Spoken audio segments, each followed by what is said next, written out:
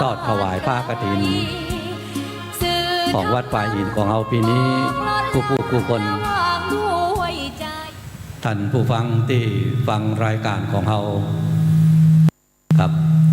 FM 104.50 ของเราผู้คนนะครับครับวันนี้มาปะกัดเจ้าน้อยหนึ่งนะครับตามธรรมดา5 โมงก่อยมาฟัง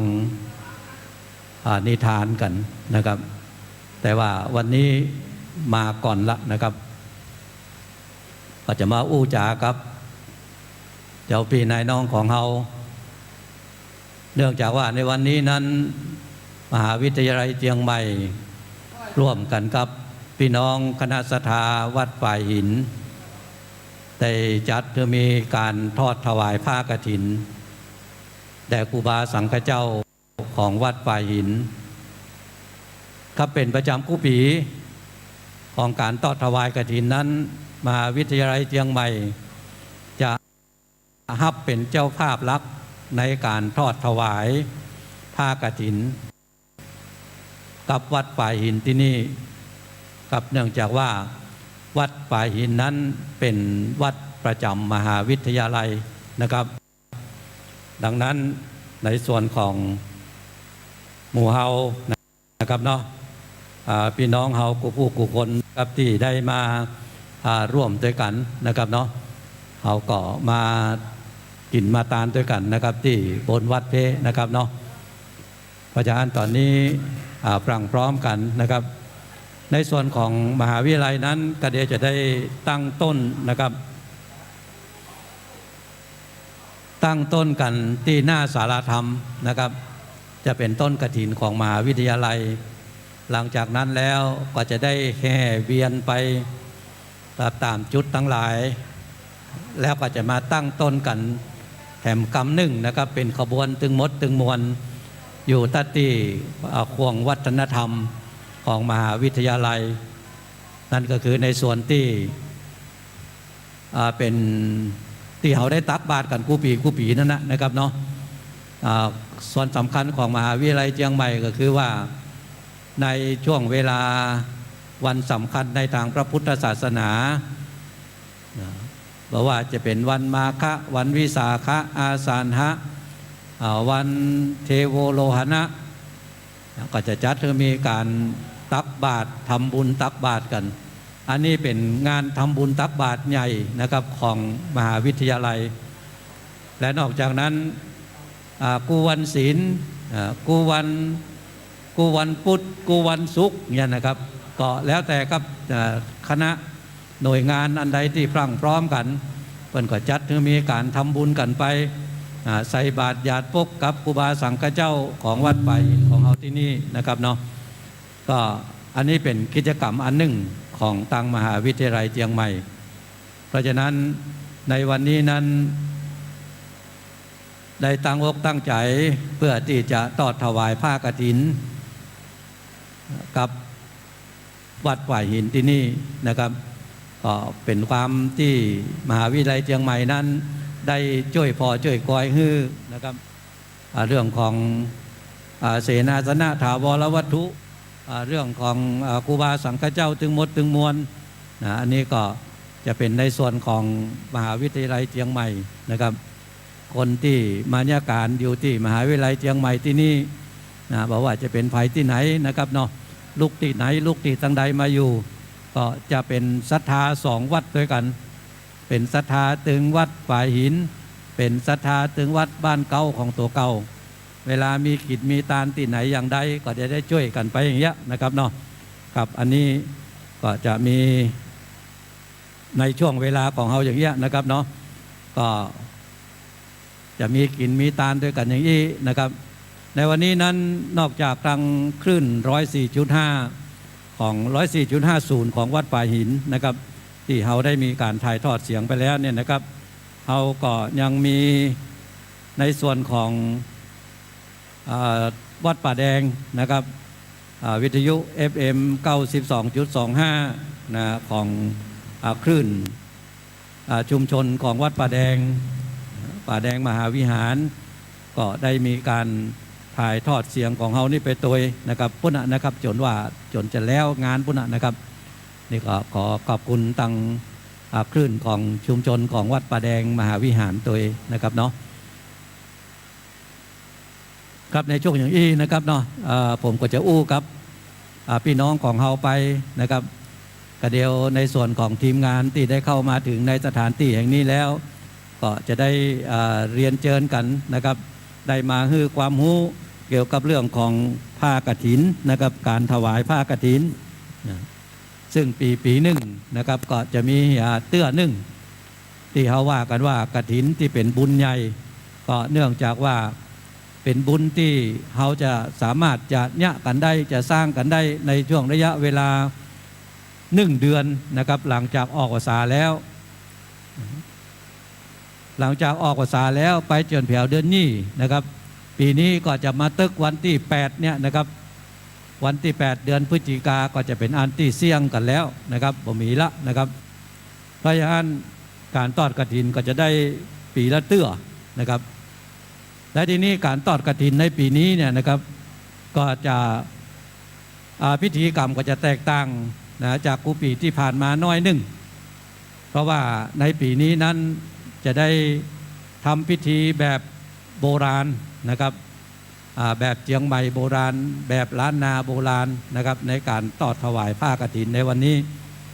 ฝ่ายใกล้หันว่าเป็นจะได้กระเดียวก็ได้เมื่อถึงเวลาแล้วนะครับก็จะได้หันการทอดกฐินแบบโบราณนั้นนะครับเนาะในปีนี้นั้นตังวัดนะครับต้องการก็คือว่าใครได้เต็นท์เพราะว่าเวลามีการมีงานแล้วเต็นท์บอกให้มีนะครับก็ต้องรบกวนในส่วนของมหาวิทยาลัยในส่วนของฝ่ายอาคารสถานที่ที่จะต้องมากางเต็นท์ฮื้อเก็บเต็นท์ฮื้ออย่างนะครับก็เลยได้บอกบุญกันเอาไว้พอบอกบุญไปแล้วในปีนี้นั้นในส่วนของมหาวิทยาลัยก็ได้ซื้อเต็นท์เอาไว้2 ตัวนะครับเต็นท์ลายเนี่ยนะครับลายเหลืองลายเขียวเนี่ยนะครับอย่างหมอลายเหลืองลายเนี่ยนะครับเนี่ย ที่ตั้งอยู่ตรงหน้าเนี่ยนะครับเต็นท์นี่2 ตัวนะครับเป็นของมหาวิทยาลัยแถม4 ตัวเป็นของคณะบริหารนะครับก็เอามาตั้งแล้วก็บัจะตั้งมาได้นะเดี๋ยวจะเอาตาลวัดถึงหมดนะครับรวมแล้วปีนี้ก็จะมีเต็นท์อยู่6 ตัวนะครับที่จะตาลแล้วก็จะมีเครื่องบริวารนะครับของกฐินแถมนะครับหลายอันหลายสิ่งหลายอย่างนะครับกระเดียวก็จะขึ้นมาพร้อมกันตัดที่ตังบนนี้นะครับก็จะเป็นส่วนอันหนึ่งนะครับในการทำบุญของเรานอกจากว่าจะมีผ้ากฐินที่เป็นจุดหมายหลักของเราในการที่จะตานผ้ากฐินแล้วเนี่ยนะครับในส่วนหลักที่สำคัญนะครับถัดรองจากนั้นลงไปแถมก็จะเป็นเรื่องของบริวารนะครับเพราะว่าถึงวันนี้นะครับเสนาสนะถาวรวัตถุทั้งหลายของวัดป่าหินเราเนี่ยนะครับเนาะอันใดรู้อันใดเสียอันใดเป็นจะได้ทั้งหลายอย่างใดนะครับก็จะแจ้งไปทางกองคลังซึ่งเพิ่นก็จะได้จัดบูรณะซ่อมแซมอย่างกันไปอันใดที่มันแปลงบัตันเตื้อนะครับทางมหาวิทยาลัยบอกบัตันเตื้อก็จะมีเจ้าภาพเจ้าศรัทธานะครับมาช่วยกันนะครับอย่างประเดี๋ยวเนี่ยนะครับเนาะอันที่ต่อไปทางหน้านี่นะครับต่อไปทางหน้าศาลาเนี่ยนะครับก็เจ้าภาพเจ้าศรัทธาก็ได้ช่วยกันแปลง2 ปีมาแล้วนะครับแล้วก็ตั้งหลังคาศาลาของเขาเนี่ยนะครับจากเดิมที่มันเป็นอันอย่างนั้นเนี่ยมันเป็นล้อนกู้นะครับมันเป็นล้อนกู้อยู่ไปอยู่มาไม้มันตกใส่นะครับพอไม้ตกใส่มันแตกน้ำหัว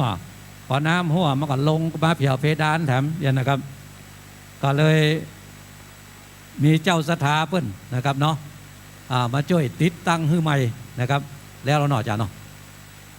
ยังนะครับเพราะว่าติดโครงไว้หมดละนะครับ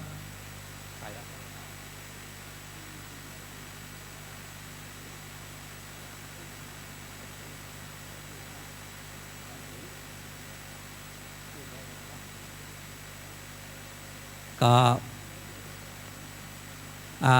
มีคุณยายปุ๋ยนะรัตนสุภาหะรัตนวราหะนะครับเนาะรัตนสุมาหานะครับสุมาเตนะครับอ่านชื่อผิดอ่านชื่อถูกนี่นะก็จะมีคุณยายปุ๋ยเพิ่นฮับนะครับ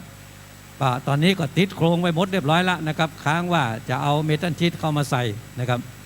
ก็เพื่อว่ามันจะแข็งแรงนักขึ้นนะครับอันนี้ก็จะเป็นแถมส่วนหนึ่งนะครับในส่วนของการที่ช่วยกันพอวัดวาอารามของเรานะครับถึงแม้ว่า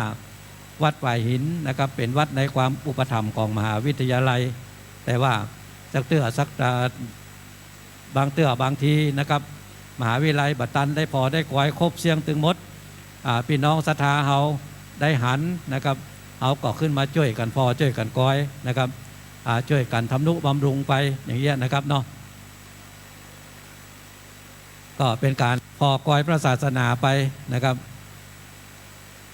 ปีนี้เขาขึ้นมาบนวัดนะครับก็จะหันแปลกไปแถมอย่างหนึ่งนะครับ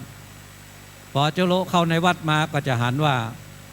โอ้มีพระพรหมองค์เจ็ดใหญ่เฮ้ยนะ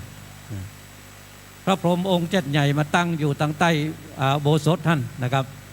ป่ายปอมีจ้างแถมตัวหนึ่งนะครับจ้างเอราวัณตัวเจ็ดใหญ่มาอยู่ตั้งใต้นะครับไปลูกที่ไหนยังได้มากันก้าอีนะครับเนาะก็บอกกับเจ้าพี่นายน้องพี่น้องของเขาตึงจ้างเอราวัณตึงพรหมนั้นนะครับตึงพระพรหมนั้นเปิ้นเอามาฝากไว้นะครับเปิ้นเอามาฝากไว้ก่อนแล้วเปิ้นว่าเปิ้นจะเอาไปตานที่อื่นเปิ้นจะเอาไปละไว้ที่อื่นนี่นะฝากไว้เกือบปีแล้วนะครับก็เลยบัจจัยของวัดนะครับอันนั้นเอาฝากนะวัดก็หับฝากเอาไว้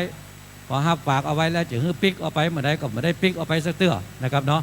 ก็เลยมาติดอยู่กันอย่างเงี้ยนะครับเนาะครับวันนี้นอกจากกฐินที่เป็นกฐินหลักของเราคือของมหาวิทยาลัยเชียงใหม่ของเราแล้วเนี่ยนะครับก็จะมีในส่วนของลูกศิษย์ของหลวงพ่อธรรมชโยนะครับเป็นต่างคณะศิษย์ของหลวงพ่อธรรมชโยก็จะได้เข้ามาร่วมกินร่วมทานกับหมู่เฮาตัวนะครับซึ่งจะเป็นการร่วมทำบุญนะครับ600 วัดนะครับเนาะนะครับที่ต่างคณะศิษย์ของหลวงพ่อธรรมชโยได้มาร่วมกับมหาวิทยาลัยเชียงใหม่มาร่วมกันกินกันทานกับวัดป่าหินของเฮานะครับเนาะก็จะมีตัวแทนนะครับเนาะมีตัวแทนของตั้งคณะศิษย์ของหลวงพ่อธรรมชโยนะครับอยู่2 ท่านนะครับหันกำมาแล้วนะขอเอาขึ้นมาตั้งบนไว้3 ท่านนะครับเชิญขึ้นมาตั้งบนไว้เพราะว่าในส่วนของลูกศิษย์ของหลวงพ่อธรรมชโยนั้นเพิ่นจะไปตานตึงมดกัน5 ปันวัดนะครับ5 ปันวัดอันนี้ก็จะเป็นส่วนอันหนึ่งในเชียงใหม่นะครับแต่ละที่แต่ละทางเพิ่นจะปูจาธรรมของหลวงพ่อ78 ปีนะครับโดยคณะศิษยานุศิษย์ทำมานั่งตั้งเพถ้าจะเดินกระบวนการปุ๊บเขาจะต้องตั้งที่จากที่สารธรรมที่ข่วงวัฒนธรรมเนาะต้องเดินขึ้นตั้งอันนี้ต้องเดินลงเอาลูกมาสะดวกนะครับว่าจะเดินไปได้ครับในส่วนของศิษย์ของหลวงพ่อธรรมชโยกับเดี๋ยวจะต้องลงไปเตียวขบวนตัวนะครับนั้นเมื่อลงไปเตียวขบวนตัวเนี่ยนะครับก็จะต้องลงคันไดนาคแล้วก็เตียวเข้าซุ้มประตูครับขึ้นมานี่กลับมาทางไหนครับ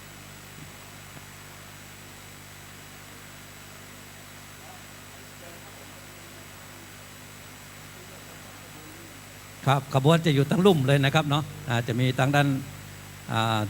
ไก่หน่อยนะครับบะไก่ได้ก็หันนะเพราะอยู่ที่นี่ก็พอหันอยู่นะครับครับก็เป็นส่วนอันหนึ่งนะครับที่จะได้กินได้ทานด้วยกันในวันนี้นะครับคือตึงในส่วนของพี่น้องเฮาในมหาวิทยาลัยเชียงใหม่นะครับแล้วก็ในส่วนของญาติธรรมนะครับในส่วนของลูกศิษย์นะครับหลวงพ่อธรรมชโย นะครับครบ78 ปีนะครับเปิ่นได้ร่วมถวายทานไปถึงหมดกับวัดทั้งหลายอยู่5,000 วัดนะครับ5,000 วัดทั่วประเทศนะครับวันก่อนก็ไปทานที่วัดดอนใจนะครับแม่ริมนะครับ แล้วก็ในเชียงใหม่นี่ก็ทานกันไปหลายวัดนะครับก็อนุโมทนาบุญด้วยกันนะครับเนาะได้กินได้ทานด้วยกันกับพี่น้องของเฮานะครับอันนี้ก็เป็นส่วนอันหนึ่งนะครับที่ปีหนึ่งก็ได้ร่วมกินร่วมทานด้วยกันนะที่เป็นทานใหญ่นะครับทานใหญ่ที่เราจะได้กินได้ทานด้วยกันนี่นะครับเนาะก็จะอันพี่น้องของหมู่เฮาได้มาร่วมกินร่วมทานด้วยกันนะครับเรื่องของบุญกฐินนะครับเรื่องของกฐินนั้นก็จะมีอยู่ว่าในบุญกฐินเองนั้นน่ะนะครับกฐินได้เป็นชื่อของผ้าก็ได้นะครับเป็นชื่อของผ้าเป็นชื่อของไม้สะดึงที่เปิ้นเอาไว้เอาไว้แปลงผ้านะครับที่ว่าเอาไว้เป็นแบบนะเพราะว่าคำว่ากฐินนั้นแปลว่าไม้สะดึงก็ได้แต่ก่อนเวลาตู้เจ้าแปลงผ้านั้นจะแปลงผ้าจีวรจะแปลงผ้าสังฆาติสักผืนหนึ่งเนี่ยนะครับก็จะต้องไปเสาะไปหาผ้ามานะครับเสาะหาผ้ามาเป็นต้นไปนะได้ผ้ามาแล้วก็จะต้องเอามาตัดมาย้อมนะพอเอามาตัดนะครับเอามาตัดแล้วก็เอามายิบนะครับทีนี้จะยิบผ้าเนี่ยนะครับเนื่องจากว่าพอจะยิบผ้าแล้วจะต้องยิบผ้าให้มันได้ตามช่องนะครับตามห้อมของมันนะมันก็เลยต้องมีแบบนะครับเพราะฉะนั้นอันที่หนึ่งเนี่ยนะครับกฐินเป็นชื่อของไม้นะครับตัดตามนั้นเสร็จเรียบร้อยแล้วยิบไปเสร็จเรียบร้อยแล้วก็จะต้องเอามันย้อมนะครับย้อมเสร็จเรียบร้อยแล้วตาลกับตู้เจ้านะครับอันนี้ก็จะเป็นเรื่องของการทำผ้านะครับกฐินแถมอย่างหนึ่งนั้นก็เป็นการทำพระวินัยของตู้เจ้าให้มั่นคงนักขึ้นนะครับคือตู้เจ้าตนใดก็จ้างเตอะนะครับที่ได้ฮับกฐินเนี่ยนะครับตู้เจ้าตนใดที่ได้ฮับผ้ากฐินก็จะมีพระอานิสงส์กับตู้เจ้านะครับกับพระอานิสงส์นะครับที่จะได้เนี่ยนะครับก็คือว่าตู้เจ้าฮับผ้ากฐินแล้วก็สามารถที่จะฉันเป็นหมู่คณะได้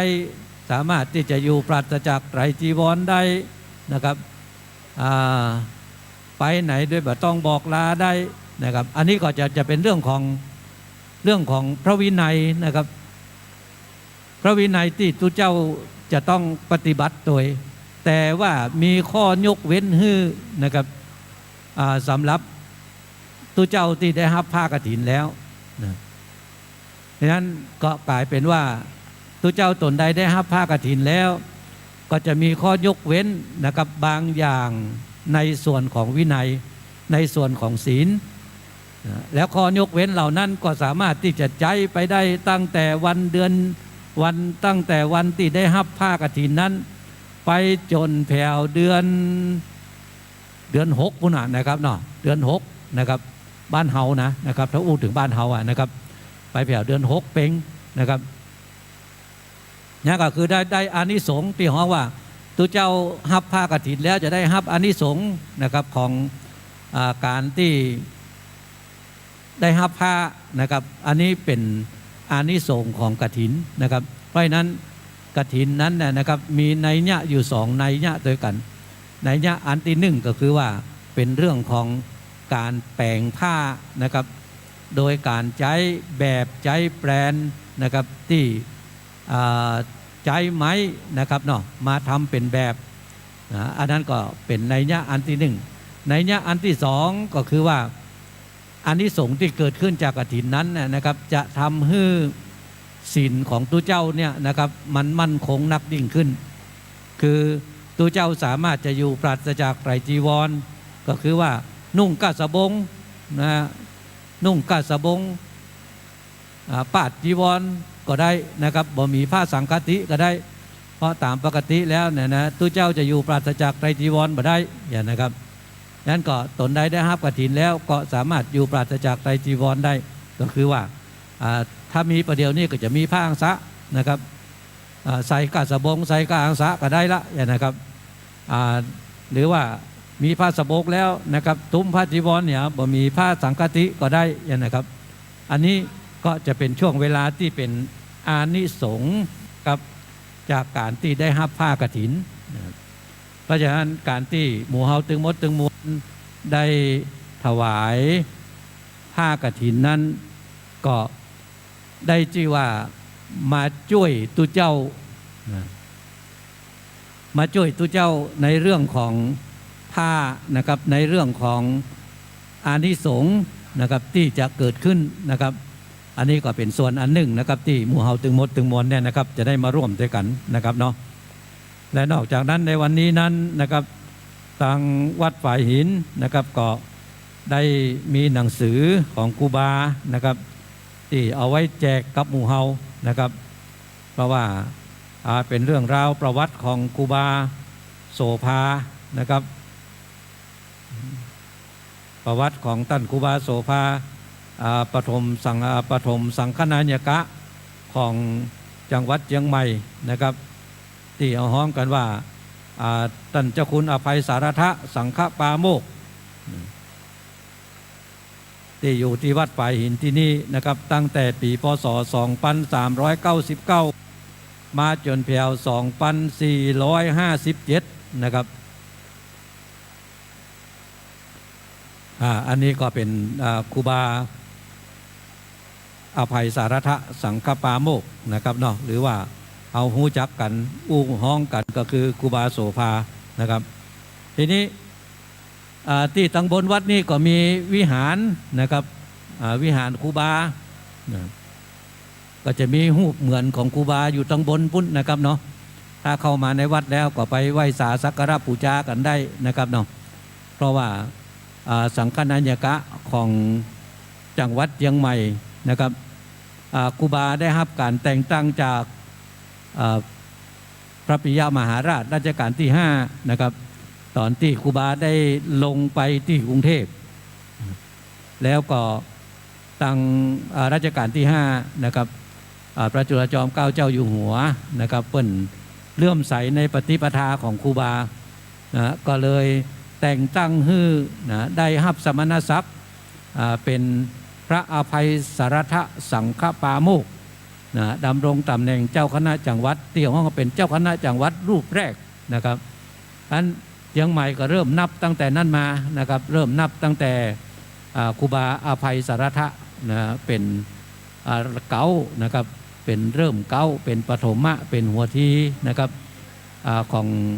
เจ้าคณะจังหวัดนะครับไล่เรียงลำดับกันลงมานะครับเนาะ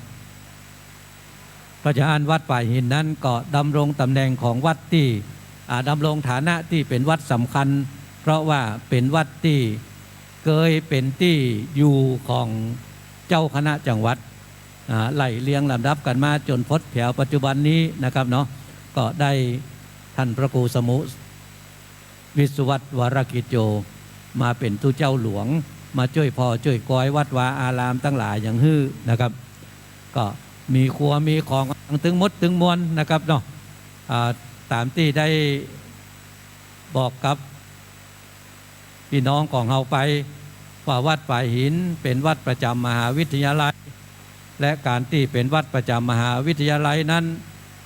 ก็เหมือนกับวัดประจำหมู่บ้านนั่นนะครับอันวัดประจำหมู่บ้านอันตั้งนอกของเราบ้านใดก็มีวัดประจำอยู่หลังหนึ่งมีวัดอยู่วัดหนึ่งนะมีหมู่บ้านหนึ่งก็มีวัดอยู่ที่หนึ่งครัวของทั้งหลายที่เขากินเขาทานกันมาก็ไปอยู่ในวัดเวลาเขาจะใจอันอย่างทั้งหลายใจครัวใจของใจเต็นใจโต๊ะใจตังใจถ้วยใจจ้อนเขาก็ไปยืมที่วัดนะครับไปยืมครัววัดมาใช้นะครับเพราะว่ามันเป็นวัดของหมู่เฮาวัดฝ่ายหินก็เหมือนเดียวกันนะครับเมื่อเป็นวัดประจำของมหาวิทยาลัยเพราะฉะนั้นเมื่อในมหาวิทยาลัยมีการมีงานอะไรอย่างบอกว่าจะเป็นตั้งคณะตั้งละเอ็ดละอ่อนนะครับ มีการมีงานก็จะมายืมครัววัดป่าหินเนี่ยนะครับยืมถึงหมดนะครับนะว่าจะเป็นโต๊ะตั้งมานั่งเก้าอี้ไปจนแผวปุ้นนะครับไปจนแผวศาสตร์ไปจนแผวถ้วยโถโอจานวานจอนยืมเอานี่หมดนะครับยืมจนพอบอกว่าจะเอาที่ไหนให้ยืมจะเตื่อมีงานอยู่หลายคณะเดี๋ยวจะมีช่วงเนี้ยนะครับอันหับน้องขึ้นดอยกาหับน้องขันโตกกานะครับโอ้นะครับก็ยืมครัวตำเนี้ยนะครับหัววัดเนี่ยเอาไปใช้ถ้าเตื่อศาสตร์เอาไปก็ไม่อยู่นะครับเนาะเพราะปิกมาก็โอ้ตัวเจ้าก็ได้มาล้างคนเดียวมาช่วยคนเดียวมาเจ็ดมาตากนะครับเนาะมันถึงมีสปะนะครับเพราะฉะนั้นก็กูปีก็ตานกันแต่เนื้อนะครับเนาะปีนั้นก็ตานศาสตร์ปีนั้นก็ตานขันโตกปีนั้นก็ตานโต๊ะปีนั้นก็ตานเก้าอี้มันเป็นจะได้ไปที่ไหนเฮียมดตานได้ปี2 ปีหายไปไหนให้ละหายนะมันก็การกับยืมเนี่ยนะครับมันก็เหมือนกับบ้านเฮานั่นนะครับยืมครัววัดไปแต่ตั้งนอกยังดีอยู่อย่างหนึ่งก็คือว่าเวลายืมไปแล้วไผยืมไปเขาก็คิดราคากันไปนะครับ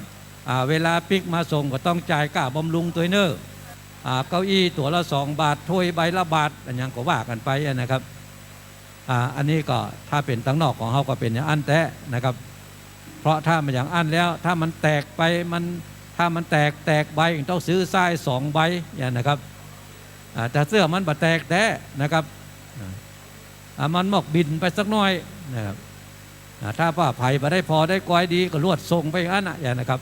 แต่ถ้าวัดใดที่ศรัทธาเปิ่นพอดีเนี่ยนะครับก่อนจะยืมถ้วยไปเนี่ยพอให้มันดีเนอะมันบ้างมันบินไปทางใดถ้วยปากบินมันแตกมันร้าวไปทางใดจะไปเอาไปแต่ถ้าเอามาส่งนี่คนฮับของก็จะต้องเตะพอถึงหมดนะครับสักคนที่ลูบปากถ้วยหรอกพอเอาถ้วยไปส่งอาจารย์ไปส่งนี่ลูบปากถ้วยลูบปากจานหรอกเพราะมันเป็นห้อยน้อยนี่ถึงเหมาละส่งคืนละนะครับไปซื้อมาใส่มันจัดอันมันแตกอันไปเอามา2นะมันก็ย่างฮือครัวของทั้งหลายมันอยู่ได้นะครับเนาะแต่ว่าของฝ่ายหินของเฮานี้โดยส่วนนักแล้วเนี่ยนะครับมันก็มาขึ้นอยู่ตู้เจ้านะครับตู้เจ้าก็จนพอบ่ได้อยู่ได้ยั้งนะครับเนาะต้องมาพอมากอยด้วยกันเนี่ยนะครับเนาะก็จะเป็นส่วนที่หมู่เฮาได้ช่วยเหลือกันนะครับในงานของหมู่เฮานะครับเนาะเพราะฉะนั้นพี่น้องหมู่เฮานะครับก็มาร่วมด้วยกันนะครับเนาะมาขึ้นกันมาเพราะว่าจะเป็นพี่น้องฝ่ายหินของเฮาพี่น้องในมช.ของเฮานะครับเนาะเข้ามาร่วมด้วยกันตั้งขบวนกันที่ข่วงวัฒนธรรมเนอะนะครับแล้วประเดี๋ยวนี้ที่บนวัดนี่ไผ่มานั่งก่อนนี่ได้กินก่อนนะเพราะว่าประเดี๋ยวนี้มีตึงลูกจิ้นมีตึงน้ำมีตึงอย่างพ้องนะอย่างพ้องกับมะฮุนะครับเพราะว่ากำไม้นี่ไม่ได้กินสักอย่างน้ำแก้วน้ำขวดตึงมือปุ้นนะครับมูลตั้งนั่งถ้าปุ้นนั่งมาได้กินไปก่อนเนอะขนมเส้นก็มียำนะครับมีอย่างน่ะ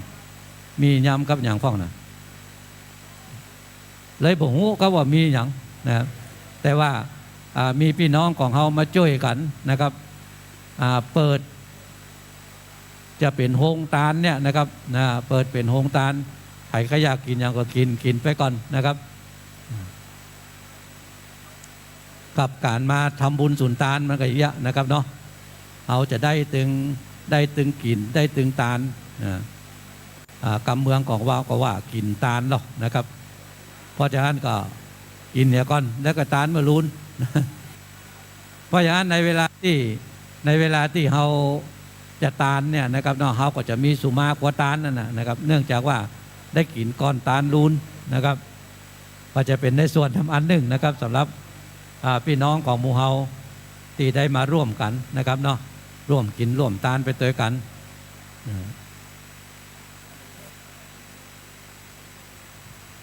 คัมภีร์อันหนึ่งของวัดดวงดีนะครับ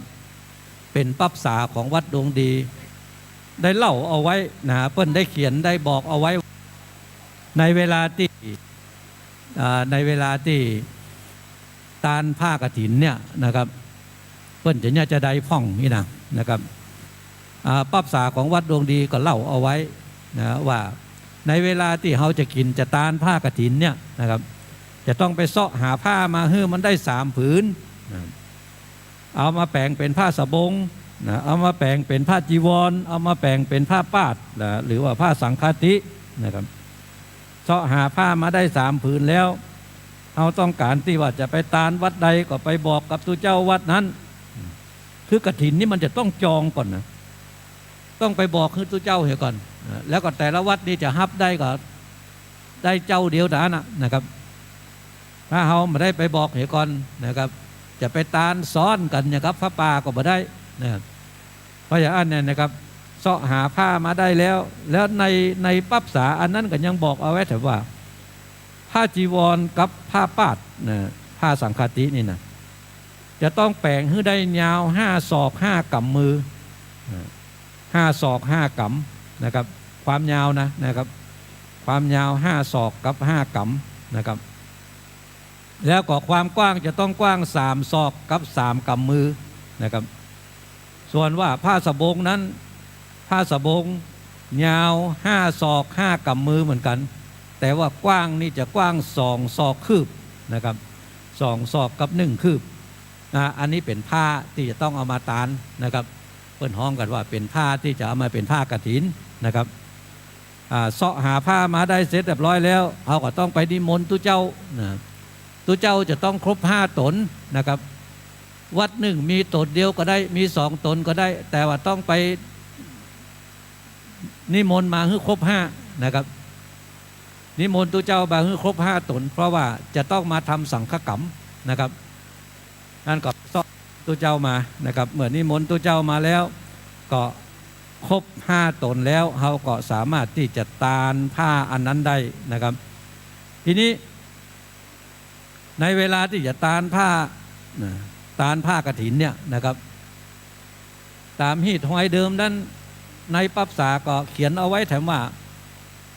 ก่อนที่จะตานนั้นเนี่ยนะครับเจ้าภาพคนที่จะตานเอาผ้ามาตานกับตู้เจ้าตนที่จะฮับแล้วตนที่จะฮับนั้นเปิ้นฮับเกณฑ์เสร็จเรียบร้อยแล้วเปิ้นก็จะได้เอาผ้าฮื้อกับลูกศิษย์นะครับลูกศิษย์4 คนก็จะได้มาเข่งผ้านะครับจะได้เอาผ้ากฐินนั่นนะครับเนาะมาเตออกแล้วจะมาเข่งผ้าควบศรัทธาเอาไว้นะครับเอามากวมนะครับเอามากวมเจ้าศรัทธาจะนั่งอยู่ตั้งพื้นผ้านะครับเนาะแล้วก็ป่ออาจารย์เปิ้นจะได้กล่าวคำถวายนะครับแล้วก็จะได้พับผ้าเหมือนเก่าแล้วเอาไปเกณฑ์นะครับเอาไปเกณฑ์ตนที่จะสวดอันนี้ก็จะเป็นฮีทหอยแต่เก่าแต่หลังนะครับเพราะฉะนั้นวันนี้ทางมหาวิทยาลัยเชียงใหม่จะได้ใช้ฮีทหอยเดิมที่ได้ปะกันในปั๊บษาของวัดดวงดีนะครับแล้วแถมอันหนึ่งเป็นปั๊บษาของวัดหนองเงือกป่าซางนะครับเหมือนเดียวกันครับนะอันแสดงถึงว่าแต่ก่อนนี้ตั้งบ้านเฮาตานผ้ากฐินจะตานอย่างอี้นะแต่ว่าที่เป็นประเดี๋ยวนี้นะครับที่เป็นประเดี๋ยวนี้เฮาได้รับธรรมเนียมมาจากทางภาคกลางที่ได้เอาผ้ากฐินมาตานตั้งแต่ปีพ.ศ. 2428มีการใช้พิธีกรรมในการตานผ้ากฐินอย่างแบบภาคกลางนะครับเอามาตานกันที่วัดดวงดีเป็นวัดแรกนะครับวัดดวงดีกลางเวียงนี่นะครับแล้ววัดดวงดีนั้นตอนนั้นมีครูบาเตจะเป็นตู้เจ้าหลวงแล้วเปิ้นก็พอจะเอามาตานแล้วแต่น่าจะได้ให้ตู้เจ้าทั้งหลายได้หูธรรมเนียมอันนั้นเปิ้นก็ประกาศออกกันไปว่าต่อไปนี้เวลาตานกฐินนั้นจะใช้ธรรมเนียมแบบของภาคกลางเพราะจะอันเนี่ยฮื้อมาพอที่วัดดวงดี2428นะแล้วเปิ้นก็ทำพิธีตานผ้ากฐินฮื้อเป็นแบบอย่าง แล้วหลังจากนั้นมาเขาก็ฮับเอารูปแบบการตานผ้ากฐินอันนั้นนะครับจากตังธรรมเนียมของตังคนตังใต้นะเปิ้นฮ้องว่าธรรมเนียมของอยุธยาธรรมเนียมของกรุงเทพนะครับมาสู่เชียงใหม่ในปีพศ 2428 นะครับจากนั้นมาแถมเป็นพจน์มาจนแถวประเดียวเนี่ยนะครับเนาะเป็น100 ปีแล้วนะครับเนาะเฮาก็จนพ่อบอกฮู้นะครับว่าอันที่เป็นของบ้านเฮาแต่เก่าแต่หลังเนี่ยมันเป็นจะได้หาอีนะพระเจ้าอันปีนี้ก็จะได้ย้อนปิกเข้าไปสู่เชียงใหม่เมื่อ100 กว่าปีมาแล้วนะที่เปิ้นตานผ้ากฐินเนี่ยเปิ้นตานอย่างใดเปิ้นก็ฮ้องว่าเป็นตานผ้ามหากฐินนะครับก็จะมีเรื่องมีราวที่จะฮือกับ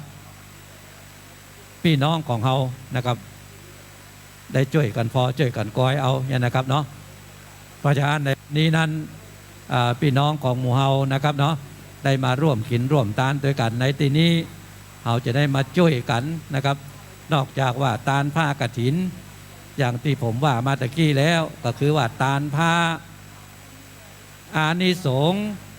จะได้กับตุเจ้านะครับตุเจ้าจะได้อานิสงส์จะได้พ่องนะครับตะกี้ก็ว่าไปแล้วศรัทธาของเฮาที่จะได้ก็คือว่าเฮาจะได้บุญนะครับได้บุญที่เฮาได้บุญนักขึ้นไปแถมนั้นก็คือว่านอกจากว่าเฮาได้บุญในการทำนุบำรุงเกื้อกูลพระศาสนาวัดวาอารามแล้วเนี่ยนะครับ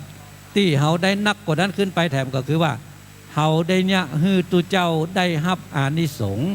นะครับอานิสงส์ของผ้ากฐินนะครับเพราะฉะนั้น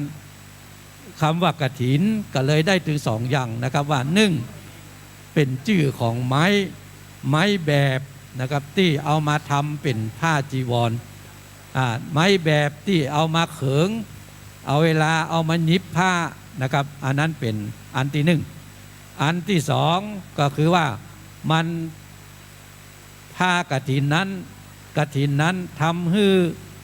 วินัยหรือว่าศีลของตัวเจ้าเนี่ยมั่นคงยิ่งขึ้นนะครับอันนี้ก็เป็นเรื่องของผ้านะครับเป็นเรื่องของกฐินนะครับเนาะที่จะต้องได้ส่วนนะไปด้วยกันนะครับครับในตอนนี้ท่านผู้ช่วยศาสตราจารย์ดร.สมหวังแก้วสุฟองซึ่งเป็นประธานฝ่ายพิธีสงฆ์ในการทอดถวายผ้ากฐินของมหาวิทยาลัยเชียงใหม่ในครั้งนี้มาเปี่ยวบนวัดแล้วนะครับเนาะอาจารย์ดร.สมหวังก็จะได้เล่าให้กับพี่น้องเขาแถมนะครับเนื่องจากว่าอาจารย์ดร.สมหวังไปอยู่อินเดียเมินนะครับเมินจนว่าจะเป็นคนอินเดียไปแล้วก็จะมาเล่าเรื่องผ้ากฐินกับไม้กฐินมันเป็นอันเดียวกันกะนี่นะครับเนาะเดี๋ยวอาจารย์ดร.สมหวังมาเล่าเรื่องกฐินนะครับเนาะเป็นมาจะได้ทั้งหลายอย่างใดนะครับเชิญเลยครับ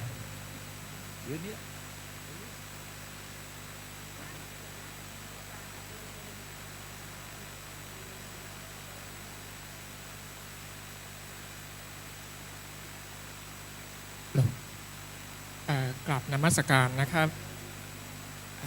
ท่านพระครูท่านเจ้าอาวาสนะครับแล้วก็กราบสวัสดีท่านรองศาสตราจารย์ดร.วิโรจน์อินทนนท์แล้วก็ทีมงานนะครับแล้วก็สวัสดีกับท่านผู้ที่เข้ามาอยู่ร่วมกันมาบำเพ็ญงานบุญงานกุศลร่วมกันในวันนี้นะครับวันนี้เป็นวันเรียกว่าเป็นวันมหามงคลนะครับเป็นวันที่ฤกษ์งามยามดีที่พวกเราชาวมหาวิทยาลัยเชียงใหม่นะครับแล้วก็ชาวญาติพี่น้องนะครับคุ้มวัดฝายหินร่วมกันก็จะได้มาบำเพ็ญมหากุศลครั้งยิ่งใหญ่นะครับอันนี้จะไม่ใช่งานบุญธรรมดาแต่ว่าเป็นงานบุญที่เรียกว่าเป็นมหากุศลนะฮะเหตุเพราะว่าเป็นงานที่สำคัญยิ่งนะครับในชีวิต ของพระพุทธศาสนานะครับในชีวิตของชาวพุทธนะครับมีคำกล่าวที่บอกว่าการที่จะทำบุญเรียกว่าเป็นมหาทานหรือเป็นมหาบุญนั้นนะครับก็มีอยู่ไม่กี่อย่างนะครับยกตัวอย่างเช่นการได้เข้าร่วมฟังเทศมหาชาติจบ13กันนะครับการที่ได้บวชลูกชายนะฮะเสร็จแล้วหนึ่งในนั้นก็คือการได้ร่วมเป็นเจ้าภาพบุญกฐินนะฮะทีนี้3บุญนี้ทำไมมันเป็นบุญที่ยิ่งใหญ่เพราะว่าเป็นบุญที่ทำได้ยากนะครับมันต้องการองค์ประกอบที่สำคัญหลายอย่างนะครับเพราะฉะนั้นโดยเฉพาะอย่างยิ่งนะครับมหาวิทยาลัยเชียงใหม่กับวัดฝายหินเนี่ยก็เราก็ได้เป็นร่วมทำบุญกันมาอย่างนี้นะครับตลอดระยะเวลาอันยาวนานนะฮะตลอดระยะเวลายาวนานที่มีมานะครับกระผมเองได้เข้ามาอยู่ใต้ร่มชายคาของมหาวิทยาลัยเชียงใหม่ก็20 กว่าปีนะฮะตลอด20 ปี 20 กว่าปีที่ผ่านมามหาวิทยาลัยเชียงใหม่ก็เข้ามาทอดกฐินที่วัดฝายหินนี้อยู่เป็นประจำอยู่ทุกปีนะครับผมก็ถาม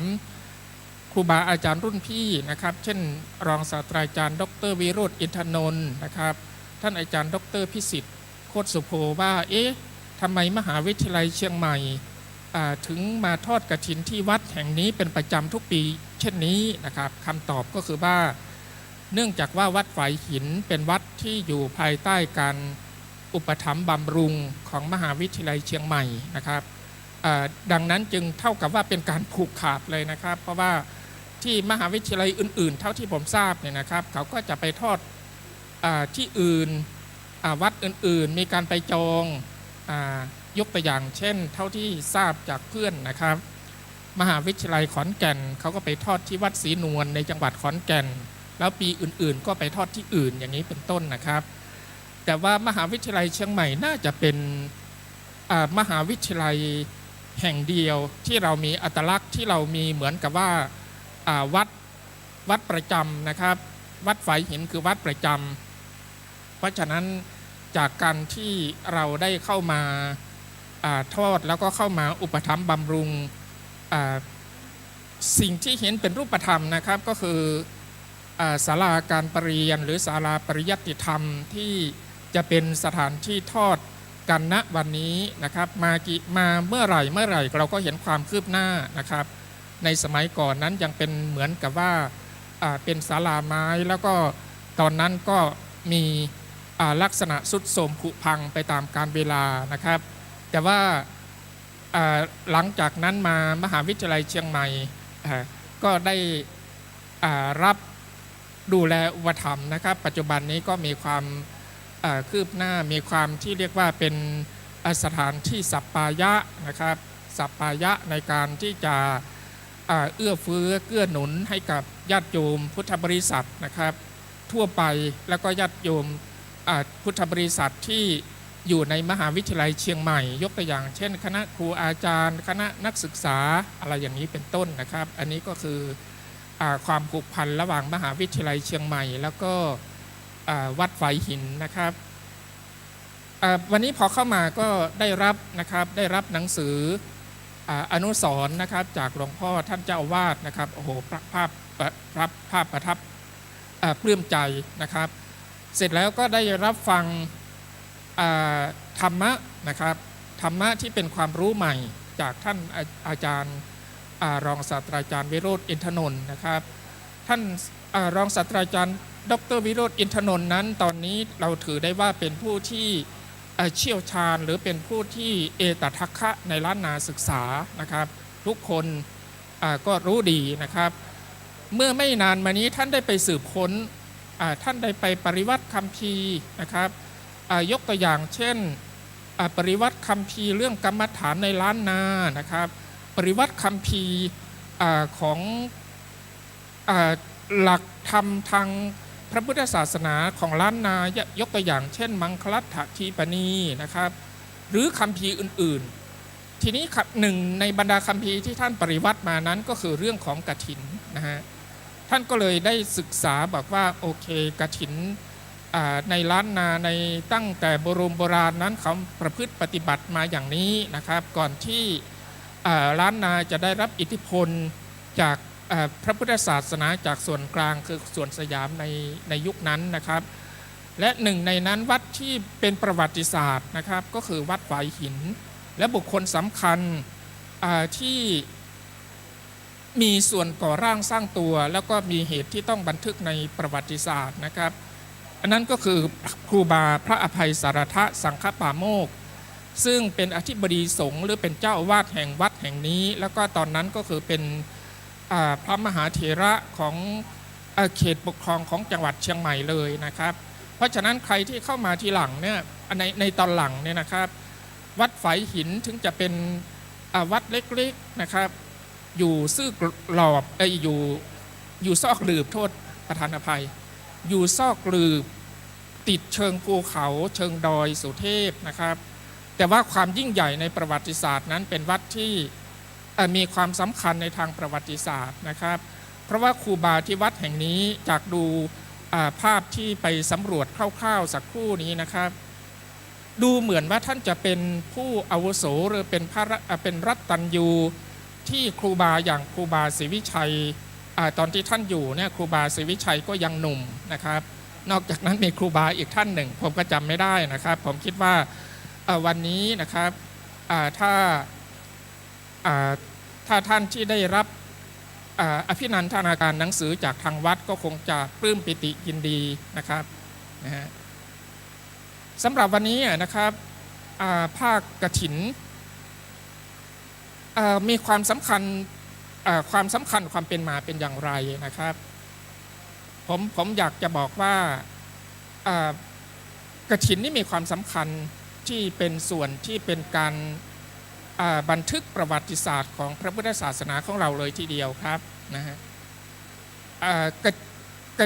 ความพิเศษของกฐินเป็นอย่างนี้นะครับกฐินเป็นบุญอันหนึ่งที่พระพุทธเจ้าประทานมาเองนะฮะปกติบุญต่างๆเนี่ยจะเป็นผ้าป่าก็ตามเป็นถวายผ้าอาบน้ำฝนก็ตามเป็นบุญที่อุบาสกอุบาสิกาไปทูลขอพระพุทธเจ้านะครับแต่ยกเว้นกฐินนะฮะกฐินนี้เป็นบุญที่พระพุทธเจ้าประทานให้กับพระภิกษุสงฆ์นะฮะกล่าวกันมาว่าในสมัยที่พระพุทธองค์ประดิษฐานพระพุทธศาสนาแล้วก็เริ่มตั้งทีมคณะสงฆ์ขึ้นนะครับการตั้งทีมคณะสงฆ์เกิดขึ้นนี้ก็เพื่อที่จะเป็นตัวแทนถ้าภาษาอังกฤษเขาจะเรียกว่า missionary นะครับคือเป็นผู้ที่มีหน้าที่เผยแผ่พระพุทธศาสนาเป็นหน้าเป็นตาของพระพุทธศาสนานะครับแล้วจากนั้นมาไม่นานมันก็มีประเพณีหนึ่งเกิดขึ้นในพระพุทธศาสนานะครับก็คือประเพณีเข้าพรรษานะฮะกล่าวกันว่าประเพณีเข้าพรรษาเนี่ยแรกๆเรายังไม่มีนะฮะแล้วที่อยู่ของพระภิกษุสงฆ์ก็ในยุคแรกๆก็จะอยู่ตา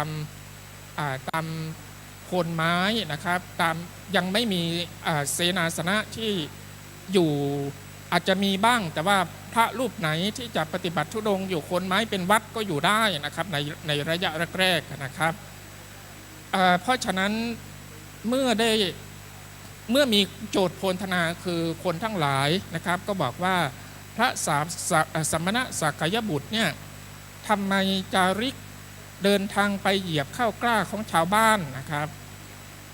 เสียงนี้ไปเข้าถึงโสตหรือพระกันของพระพุทธองค์นะครับพระพุทธองค์ก็บอกว่าต่อแต่นี้ไปจะมีการจำพรรษา3 เดือนนะครับ3 เดือนในช่วงฤดูฝนความจริงวัฏฏะนี่แปลว่าฝนนะครับก็เป็นปกติแล้วก็เลยมีประเพณีเข้าพรรษาเกิดขึ้นนะครับก็เป็นทีนี้ประเพณีเข้าพรรษาเนี่ยมันก็มีความสำคัญกับการใช้ชีวิตจริงของพระภิกษุสงฆ์ที่เขามาบวชในพระพุทธศาสนานะครับเพราะฉะนั้นยกตัวอย่างเช่นพระสงฆ์ที่บวชมาแล้วนะครับบวชมาแล้วเขาจะมีบันทึกมีทางคณะสงฆ์ก็ออกหนังสือสุทธิให้นะครับบวชวันไหน เสร็จแล้วในที่นั้นจะมีบอกว่าอายุเท่าไหร่แล้วก็พรรษาเท่าไหร่นะครับพรรษานี้จะได้ก็ต่อเมื่อจำพรรษาได้ครบถ้วนไตรมาสถึงจะได้พรรษานะครับเพราะฉะนั้นปกติแล้วพระภิกษุเวลาเราอ่านหนังสือประวัติของพระผู้ใหญ่นะครับยกตัวอย่างเช่นพระผู้ใหญ่ที่มีอายุ60ปีนะครับพรรษาก็ถ้าบวชมาตลอดก็จะประมาณ40อะไรอย่างนี้เป็นต้นนะครับเพราะฉะนั้นพรรษานี้ก็เป็นสิ่งสำคัญในพระพุทธศาสนานะครับทีนี้พอออกพรรษาแล้วกล่าวกันว่ามีพระภิกษุกลุ่มหนึ่ง30รูปนะครับเดินทางเป็นชาวเมืองปาถาหรือปาเถยะนะครับออกพรรษาแล้วก็ดีอกดีใจจะได้มาเข้าเฝ้าพระพุทธองค์นะครับมาเข้าเฝ้าทำไมเพื่อที่จะมาเล่าสารทุกข์สุขดิบนะครับเพื่อที่จะได้กราบทูลว่าในการปฏิบัติธรรมในพรรษานั้นนะครับมีความก้าวหน้าอย่างไรตรวจกิเลสตัวไหนที่ละได้นะครับหรือกิเลสตัวไหนที่เบาบางนะครับอะไรอย่างนี้เป็นต้นนะครับบังเอิญปีนั้นมาบอกว่าระยะทางเหลืออีกเท่าไหร่นะประมาณ10โยชน์นะครับเหลืออยู่ประมาณ10โยชน์ปรากฏว่าถึงเวลาเข้าพรรษานะฮะก็ปรากฏว่าวันนี้อาจารย์ผู้เป็นร่มโพร่มไทรของมหาวิทยาลัยเชียงใหม่นะครับท่านอาจารย์นายแพทย์เกษมวัฒนชัยก็ได้เดินทางมาถึงนะฮะก็คาดว่าวันนี้นะครับเราจะได้พบรู้จักท่านเรียกว่าเป็นทัศนานุตริยะนะครับเสร็จแล้วถ้าโอกาสเหมาะโอกาสควรก็จะได้ฟังโอวาทหรือฟังสิ่งหนึ่งที่ท่านจะได้มากล่าวทักทายพวกเรานะครับอันนี้ก็จะเป็นสวนานุตริยะอีกอย่างหนึ่งเหมือนกันนะครับเพราะฉะนั้น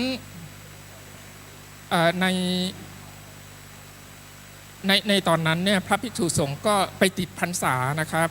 ก็เลยยังไม่ได้เข้าเฝ้าพระพุทธเจ้านะครับครับก็ไม่ได้เข้าเฝ้าพระพุทธเจ้าทีนี้ก็ไปติดพรรษาพอออกพรรษาเสร็จปุ๊บเดินทางในชั่ว10โยชน์นั้นนะครับก็ปรากฏว่าจีวรเปียกปอนแล้วก็จีวรเก่าคล่ำคล้าขาดลุ่งลิ่งอะไรอย่างนี้เป็นต้นนะครับเพราะฉะนั้นพอไปกราบทูลพระพุทธเจ้าปรับสารทุกข์สุขดิบกันอย่างไรนะครับพระพุทธองค์เห็นอย่างนั้นก็บอกว่าดูก่อนภิกษุทั้งหลายเราอนุญาตให้มีการกรานกฐินนะฮะนี่แหละครับคือจุดกำเนิดของกฐินนะฮะกรานนี้จริงๆแล้วกฐินนี้แปลอย่างที่เราบอกว่าเราแปลว่าไม้สะดึงนะครับหมายความว่าคำว่าเหตุการณ์วันนั้นจริงๆเนี่ยหมายความว่าพระพุทธองค์เนี่ยให้หมู่ภิกษุสงฆ์นี้ช่วยกันทำจีวรนะฮะเพื่อที่จะมาชดเชยกับจีวรที่เก่าที่คล้ำคล้าที่ใช้มาตลอดปีผ่านลมผ่านแดดผ่านฝนผ่านหนาวนะครับอะไรอย่างนี้เป็นต้นนะครับอันนี้คือจุดเริ่มต้นนะครับผมคิดว่า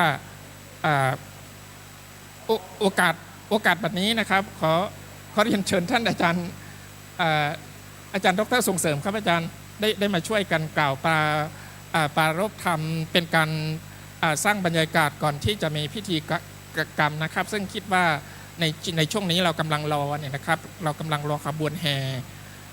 ซึ่งวันนี้นี่เท่าที่ทราบเนี่ยนะครับมันจะมี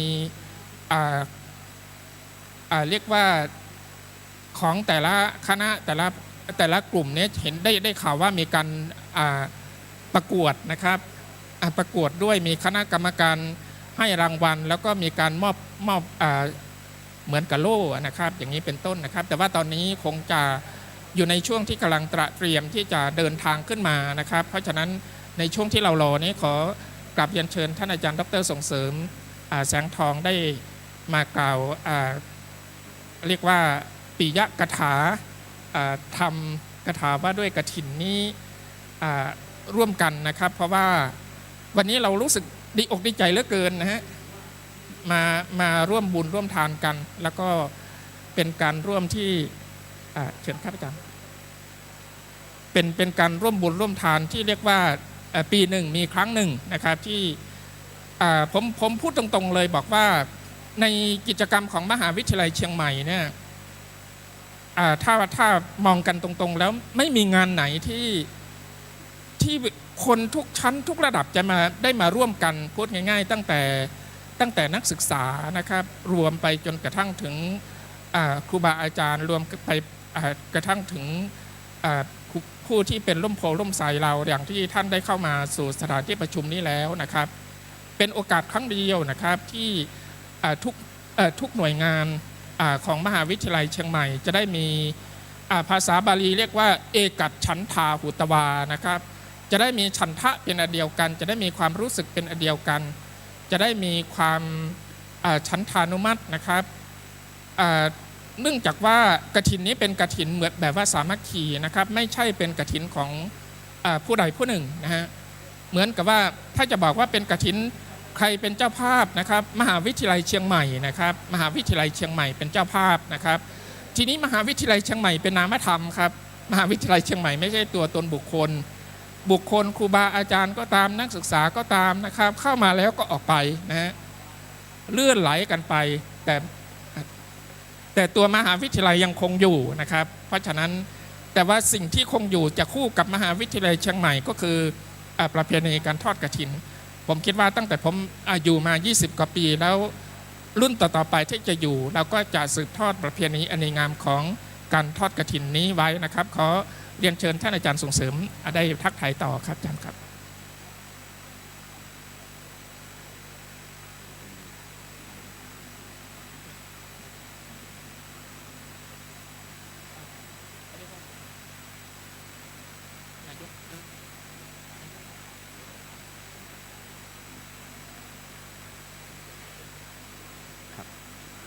ครับขอกราบขอบพระคุณนะครับท่านผู้ช่วยศาสตราจารย์ดร.สมหวังแก้วสุขฟองนะครับที่ได้กรุณานะครับให้โอกาสในการเข้ามาพูดคุยทักทายแขกผู้มีเกียรติทุกท่านนะครับครับขอกราบเรียนเชิญท่านศาสตราจารย์ดร.นายแพทย์พงษ์รักษ์ศรีบัณฑิตมงคลอธิการบดีมหาวิทยาลัยเชียงใหม่ด้วยความเคารพอย่างสูงยิ่งนะครับแล้วก็ท่านศาสตราจารย์นายแพทย์เกษมวัฒนชัยองคมนตรีนะครับนายกสภามหาวิทยาลัยเชียงใหม่ที่เคารพยิ่งแล้วก็ในขณะนี้นะครับท่านอธิการบดีมหาวิทยาลัยเชียงใหม่ได้เมตตาเดินทางมาถึงที่วัดฝายหินนะครับเป็นที่เรียบร้อยแล้วนะครับตอนนี้คณะศรัทธาสาธุชนพุทธบริษัททุกท่านนะครับคณะผู้บริหาร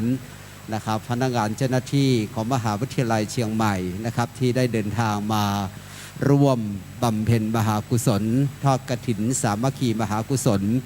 ของมหาวิทยาลัยเชียงใหม่นะครับประจำปีพุทธศักราช 2565 ณ วัดฝายหินอันเป็นวัดในการอุปถัมภ์ของมหาวิทยาลัยนะครับซึ่งเป็นประจำทุกปีที่มหาวิทยาลัยเชียงใหม่โดยสำนักศิลปวัฒนธรรมจังหวัดมหาวิทยาลัยเชียงใหม่นะครับพร้อมด้วยคณะผู้บริหารรวมถึงนะครับพนักงานเจ้าหน้าที่มหาวิทยาลัยทุกท่านได้ร่วมกันในการสืบสานธรรมเนียมประเพณีอันดีงามของมหาวิทยาลัยในการสืบต่อนะครับพิธีกรรมในการทำบุญทอดกฐินสามัคคีมหากุศลอันเป็นบุญใหญ่อย่างยิ่งนะครับที่บรรดาพุทธบริษัทได้น้อมนำสืบสารพุทธธรรมเนียมประเพณีอันดีงามนี้มาโดยตลอดระยะเวลาอันยาวนานตั้งแต่ในสมัยพุทธกาลซึ่งเป็นพิธีกรรมสำคัญที่องค์สมเด็จพระบรมศาสดาสัมมาสัมพุทธเจ้าได้ทรงพระบรมพุทธานุญาตให้คณะสงฆ์ได้จัดทำกฐินขึ้นเพื่อเป็นการอนุเคราะห์เกื้อกูลนะครับในการดำรงอยู่ของสมณวิสัยเพื่อเป็นการเทิดทูนการปฏิบัติในศีลสมาธิปัญญาของพระภิกษุสังฆะผู้มีศีลธิคุณจิตตธิคุณปัญญาธิคุณอันบริสุทธิ์เป็นการประพฤติพรหมจรรย์อันประเสริฐนะครับจึงมีการเป็นพระบรมพุทธานุญาต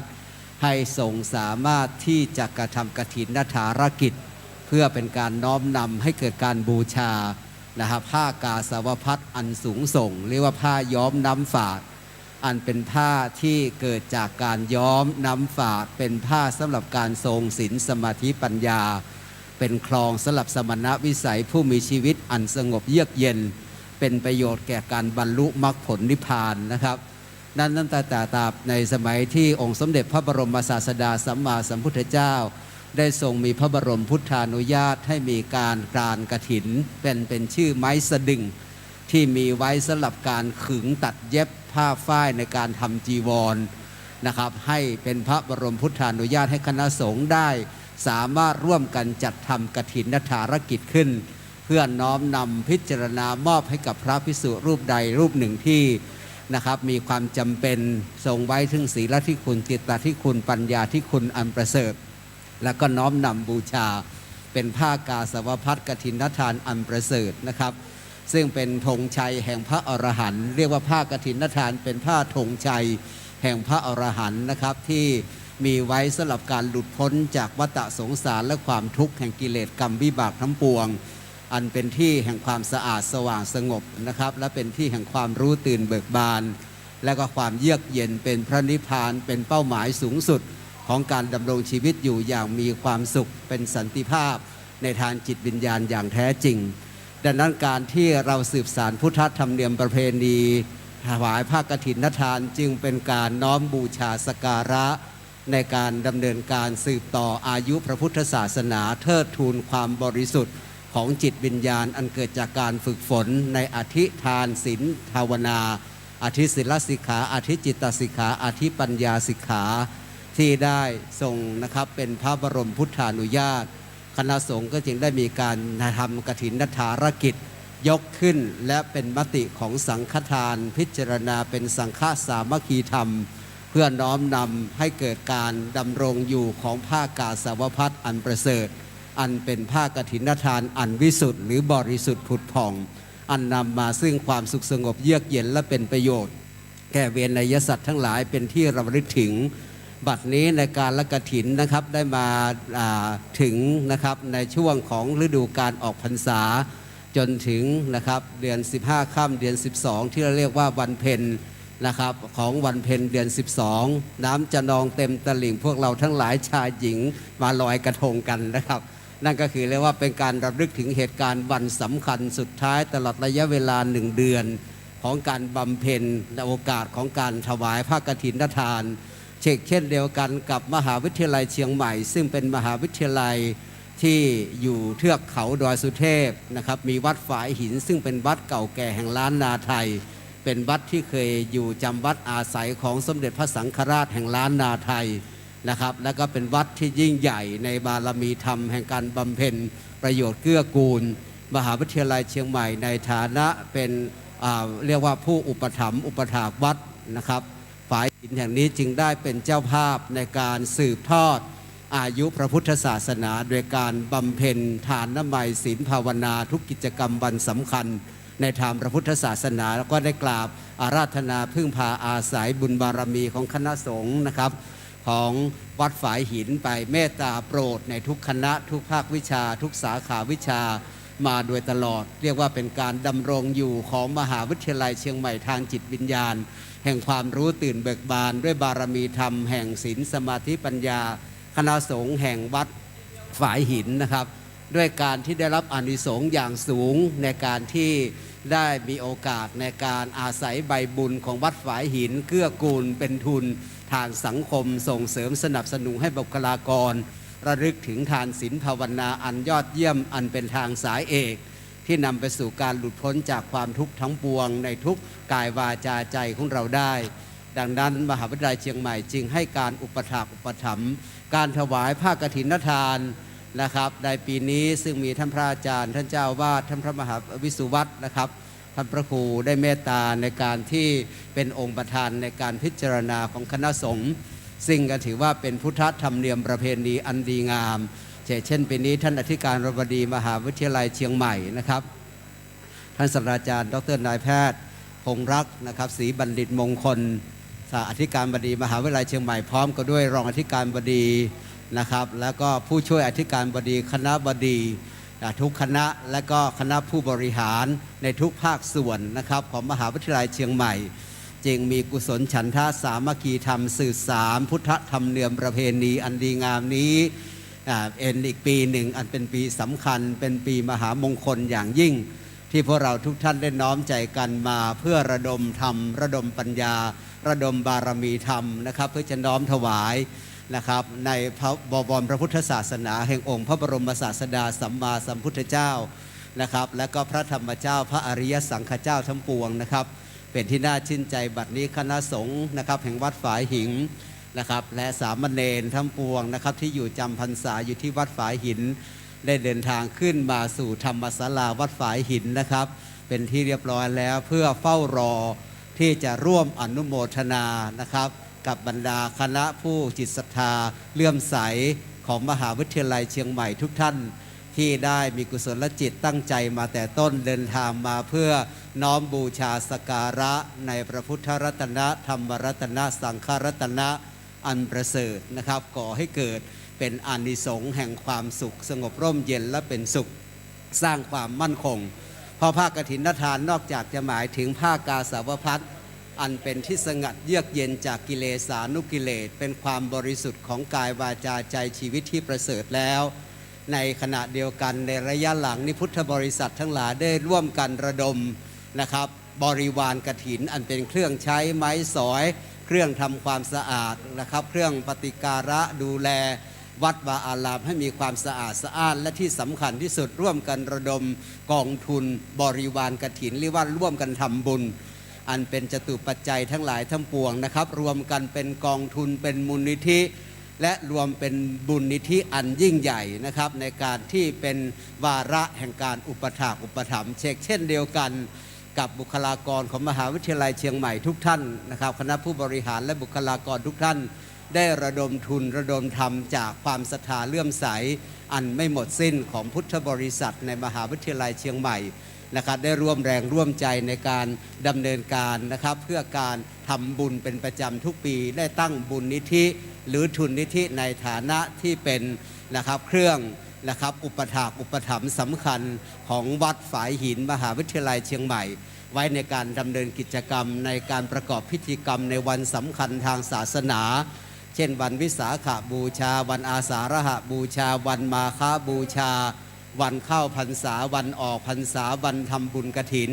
ซึ่งเป็นกิจกรรมสำคัญที่มหาวิทยาลัยเชียงใหม่โดยทุกภาคส่วนได้มีส่วนร่วมสำคัญ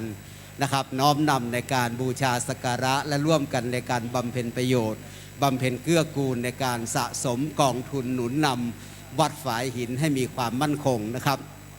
เช่นเดียวกับวันนี้ซึ่งถือว่าเป็นวันมหามงคลอย่างยิ่งในวโรกาสที่นะครับพวกเราทุกท่านได้อนุโมทนายินดีนะครับคณะผู้บริหารมหาวิทยาลัยเชียงใหม่โดยการนำของท่านอธิการบดีมหาวิทยาลัยเชียงใหม่นะครับท่านศาสตราจารย์ดร.นายแพทย์พงษ์ลักษณ์ศรีบัณฑิตมงคลพร้อมกับด้วยคณะผู้บริหารทุกท่านผู้มีจิตศรัทธาเลื่อมใสเป็นมหาอุบาสกของมหาวิทยาลัยเชียงใหม่ได้นำนะครับพุทธบริษัททั้งปวงทุกสาขาวิชาทุกคณะได้มีโอกาสมาร่วมบำเพ็ญมหากุศลเช่นเดียวกันในขณะนี้นะครับเข้าใจว่าขบวนแห่นะครับของอันตรการตาของทุกคณะนะครับมหาวิทยาลัยเชียงใหม่ทุกภาคส่วนทุกสำนัก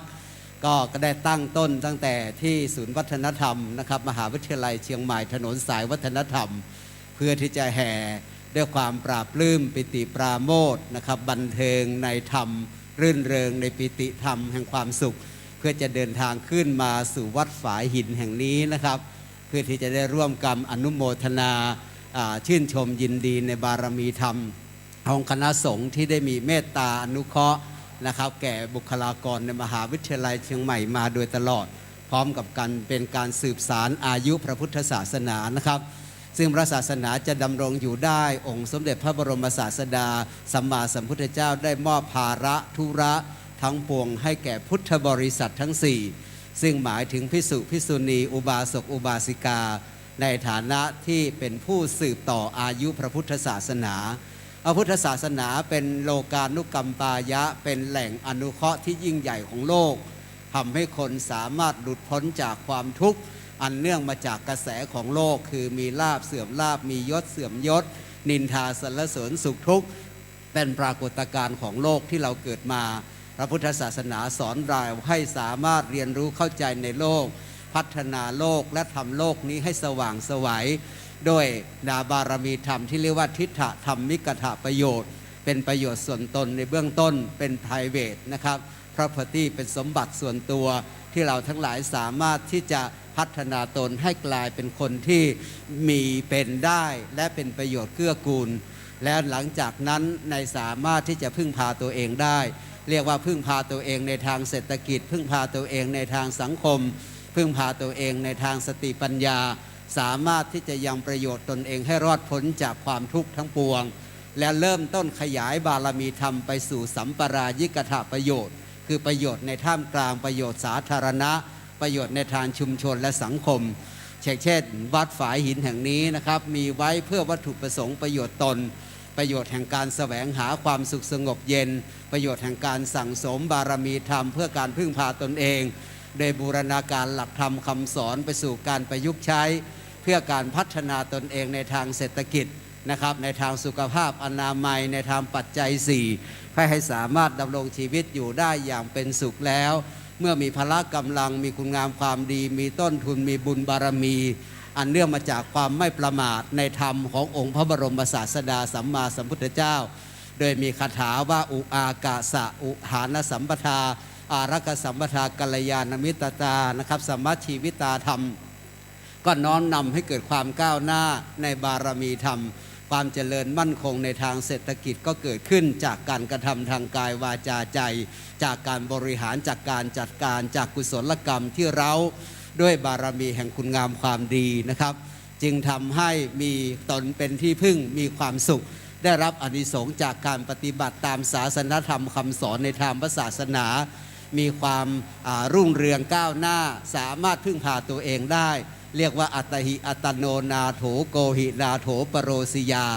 นะครับตนแลเป็นที่พึ่งของตนคนอื่นใครเล่าจะเป็นที่พึ่งได้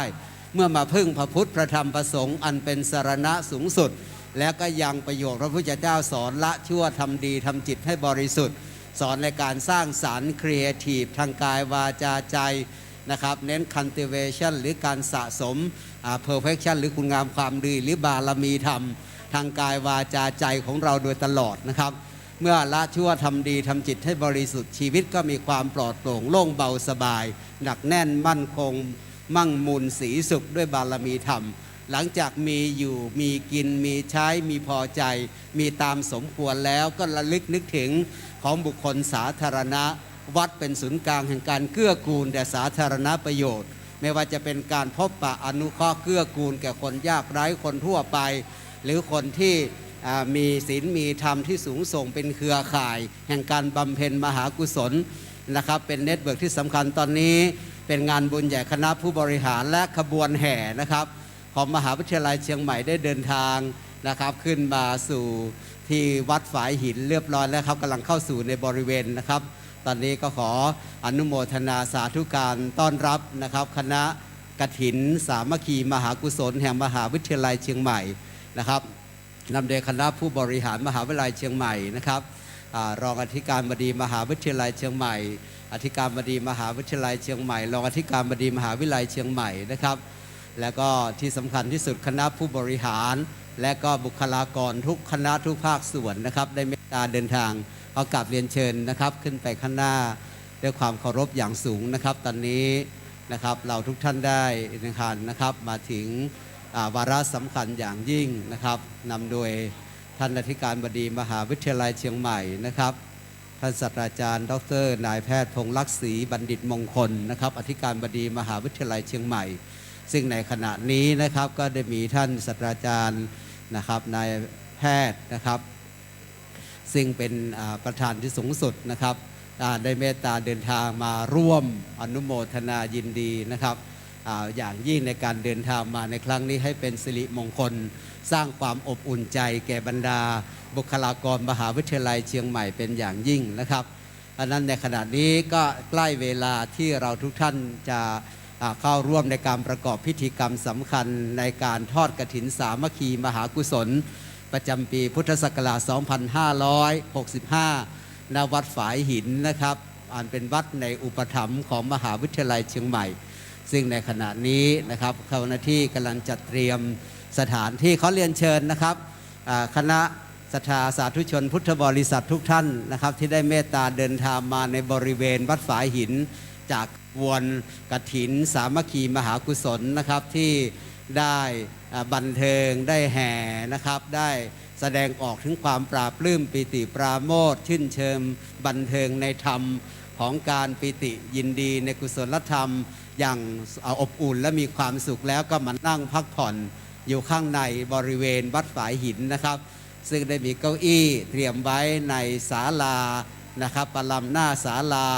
ในเต็นท์นะครับเพื่อที่จะรอการต้อนรับมีน้ำเย็นๆนะครับเราต้อนรับท่านในการอุปโภคบริโภคเพื่อความผ่อนคลายเพื่อความเย็นเพื่อความสบายทั้งกายและใจของเราทุกท่านนะครับดังนั้นกฐินสามัคคีจึงเป็นพลังอันยิ่งใหญ่เนื่องด้วยเป็นพระบรมพุทธานุญาตเนื่องด้วยเป็นผ้ากาสาวพัสเป็นธงชัยแห่งพระอรหันต์ที่ยังความสะอาดสว่างสงบให้เกิดขึ้นในจิตใจของทุกท่านและได้เป็นการสืบสายทานนะครับในบวรพุทธศาสนามาตั้งแต่สมัยพุทธกาลมาจนถึงปัจจุบัน 2,600 กว่าปีอันเป็นนิมิตหมายอันเป็นมหากุศลและพุทธธรรมเนียมพิธีกรรมนี้จะยังคงสืบสานต่อไปจากความเลื่อมใสศรัทธาในพลังแห่งการพัฒนาตนเข้าสู่ความรู้ความตื่นความเบิกบานแจ่มใสและความเป็นประโยชน์เกื้อกูลนอกจากพระพุทธศาสนาได้เป็นที่พึ่งในทิฏฐธรรมิกถประโยชน์แห่งการพึ่งพาตัวเองให้พ้นจากความทุกข์ด้วยการกระทำทางกายวาจาใจแล้วพระพุทธเจ้ายังสอนสัมปรายิกถประโยชน์อันเป็นประโยชน์ในท่ามกลางนะครับคือประโยชน์ในท่ามกลางคือประโยชน์แห่งการเกื้อกูลมีทานมีศีลมีภาวนาที่เรียกว่ามีสังฆะวัตถุไม่ว่าจะเป็นทานไม่ว่าจะเป็นปิยวาจานะครับอัตถจริยานะครับสมานตตาก็เป็นการเกื้อกูลทานแปลว่าการให้การบริจาคการแบ่งปันในทรัพย์สินสมบัติในคุณงามความดีในกุศล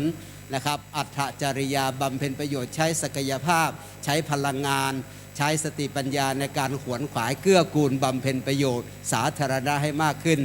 แล้วก็มีความปิยวาจาสื่อสารสร้างสรรค์ก่อให้เกิดประโยชน์และความสุขนอกจากนั้นก็มีความสม่ำเสมอในการเร้าทั้งทานทั้งการบำเพ็ญประโยชน์และการสื่อสารเชิงสร้างสรรค์ก่อให้เกิดประโยชน์และความสุขเราเรียกว่าเกิดสัมปรายิกถประโยชน์เกื้อกูลมั่นคงหนักแน่นก่อให้เกิดความเป็นปึกแผ่นของสังคมชุมชนสังคมที่มีธรรมเป็นสายทานมีวินัยคือระเบียบแห่งการปฏิบัติที่ไม่เบียดเบียนเป็นพื้นฐานในการเชื่อมโยงความสุขนะครับก่อให้เกิดความสามัคคีและเกิดพลังแห่งความก้าวหน้าอยู่อาศัยร่วมกันอย่างอบอุ่นเป็นมหากัลยาณมิตรนอกจากนั้นยังพัฒนาตัวตนไปสู่ปรมัตถประโยชน์ขั้นสูงสุดที่เราเรียกว่าเป็นปรมัตถประโยชน์คือการปลดปล่อยจิตใจออกจากความยึดมั่นถือมั่นทั้งปวงอวิชชาตัณหาและอุปทานจนมีความสะอาดสว่างสงบนะครับ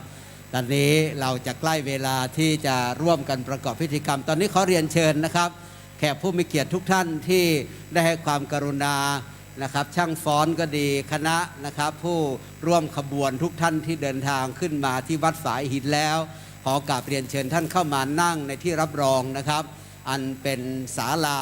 นะครับปฏิบัติธรรมของวัดฝายหินเรียนเชิญทุกท่านนะครับมหาอุบาสกมหาอุบาสิกาพุทธบริษัทนะครับบุคลากรของมหาวิทยาลัยทุกคณะทุกภาคส่วนทุกสำนักนะครับที่ได้เมตตาเดินทางมาร่วมบำเพ็ญกฐินฐารกิจสามัคคีธรรมมหากุศลอันเป็นงานมงคลอันยิ่งใหญ่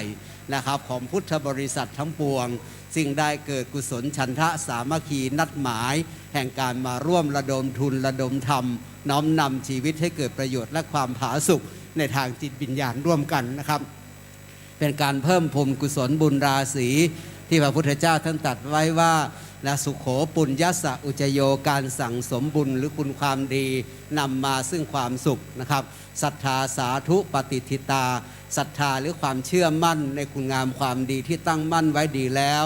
ย่อมนำมาซึ่งประโยชน์และความสุขวันนี้ประโยชน์ที่เกิดขึ้นทั้งทิฏฐธรรมิกถประโยชน์ประโยชน์ในส่วนตนสัมปรายิกถประโยชน์เพื่อชุมชนสังคมและความเป็นอยู่เครือข่ายร่วมกันด้วยดีมีความสุขปรมัตถประโยชน์อิสรภาพในทางจิตวิญญาณที่หลุดพ้นจากความทุกข์และพันธนาการของอวิชชาตัณหาและอุปาทานอันเป็นเครื่องคืบคลานไปสู่ความทุกข์ทั้งปวงได้หมดสิ้นลงนะครับเป็นบาดฐานสำคัญอย่างยิ่งในการเดินทางมาสะสมบารมีธรรมในนามของบุคลากรผู้ที่ประชาสัมพันธ์ต้องขออนุโมทนานะครับชื่นชมในกุศลกรรมทั้งปวงของทุกท่านที่มีกุศลฉันทะมีพลังแห่งความวิริยะตระเตรียมงานในระยะเวลายาวนานหลายสัปดาห์ พื่อการประสานงานเพื่อการบ่งบอกบุญกุศล เพื่อการระดมทุนระดมธรรมนำสุขนะครับมาสู่วันแห่งความสำคัญในวันนี้จะมีหลายต้นครัวทายทานนะครับจากหลายภาควิชาหลายคณะนะครับหลายสำนักได้เดินทางมาร่วมในนามเจ้าภาพของสมาชิกนะครับของบุคลากรในทุกภาคส่วนตอนนี้ก็ทยอยขึ้นมาตามลำดับนะครับขอเรียนเชิญทุกท่านช่วยกัน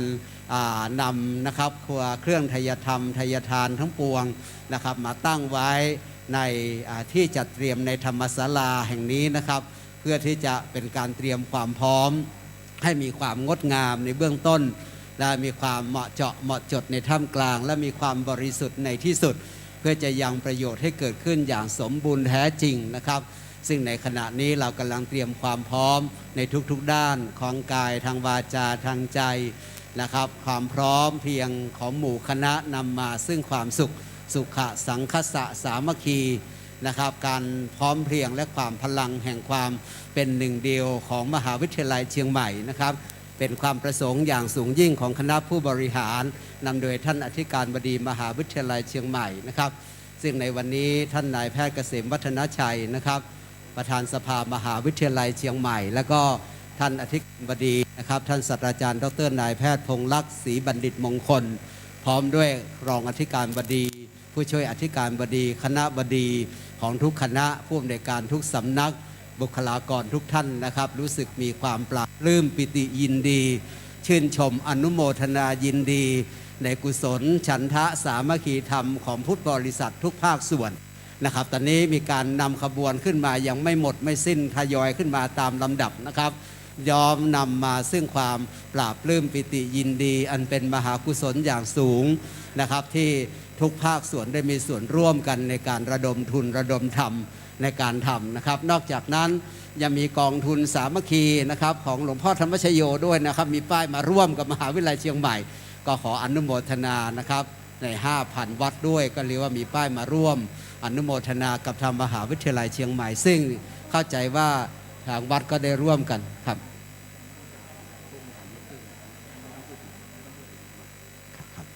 ครับด้วยความเมตตาธรรมอย่างสูงยิ่งในทุกภาคส่วนนะครับได้เมตตาเดินทางมาร่วม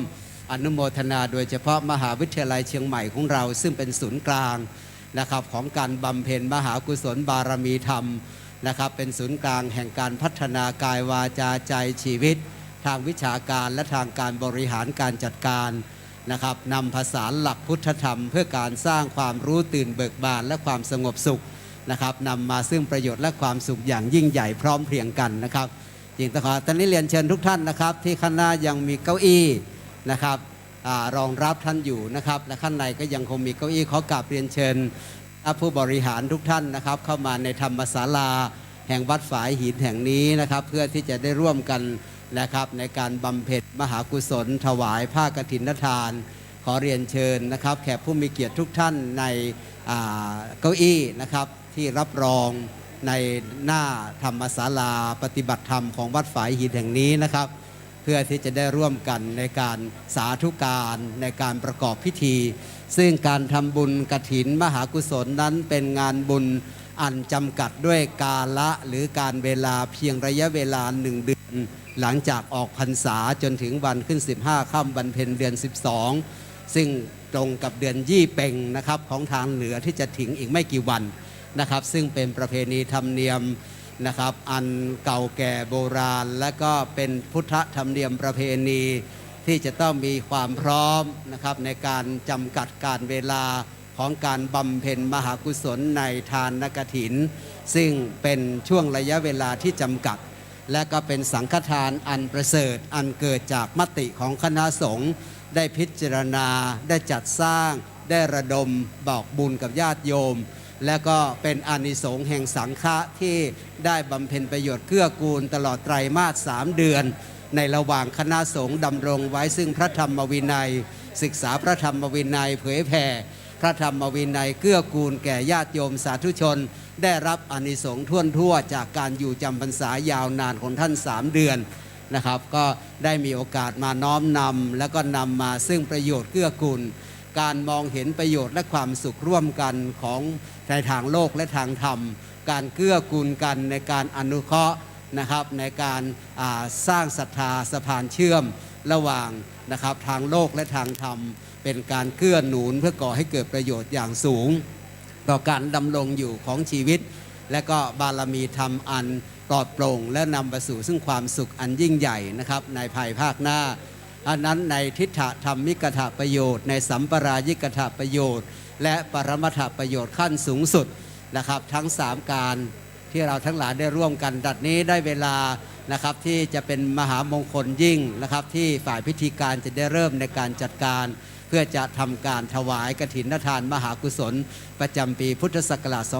2565 แล้วขอมอบไมโครโฟนนี้ให้แก่ท่านรองศาสตราจารย์ดร.วิโรจน์ อินทนนท์ดำเนินการต่อไปด้วยความเคารพอย่างยิ่งครับ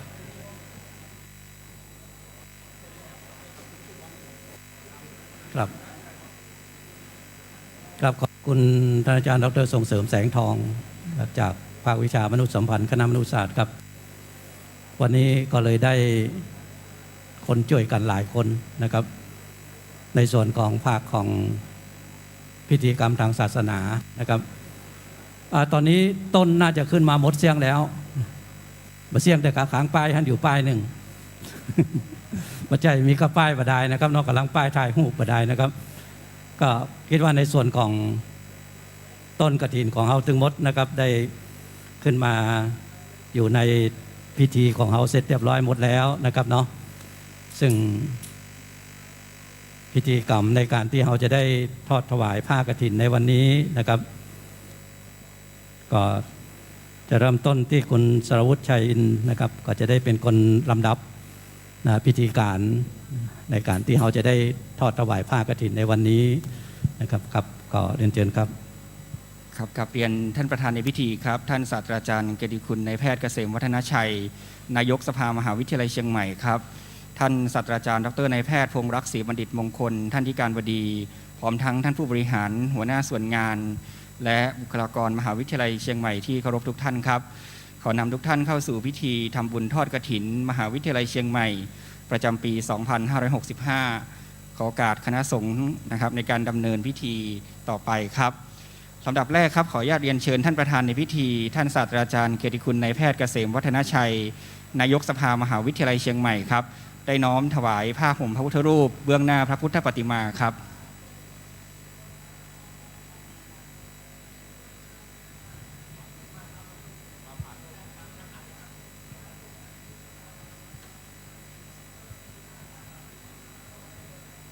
ครับกราบขอบพระคุณท่านประธานในพิธีเป็นอย่างสูงครับลำดับต่อไปขอเรียนเชิญท่านศาสตราจารย์ดร.นายแพทย์พงษ์รักศรีบัณฑิตมงคลท่านอธิการบดีมหาวิทยาลัยเชียงใหม่ท่านศาสตราจารย์ปฏิบัติดร.ชรินทร์เตชะพันธ์รองที่การบดีประธานจัดงานทำบุญทอดกฐินประจำปี 2565 ได้เป็นผู้แทนในการห่มผ้าประธานพระพุทธปฏิมาในศาลาแห่งนี้ครับขอเรียนเชิญครับ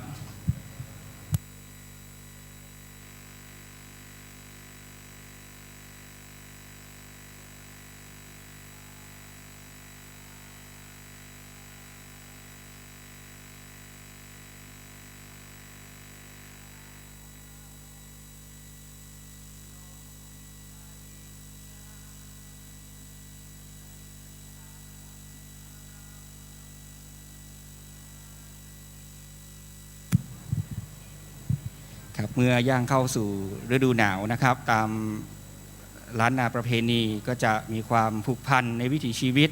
ในพระพุทธศาสนานะครับแล้วก็มีความเคารพนับถือองค์พระบรมศาสดาอย่างสูงสุด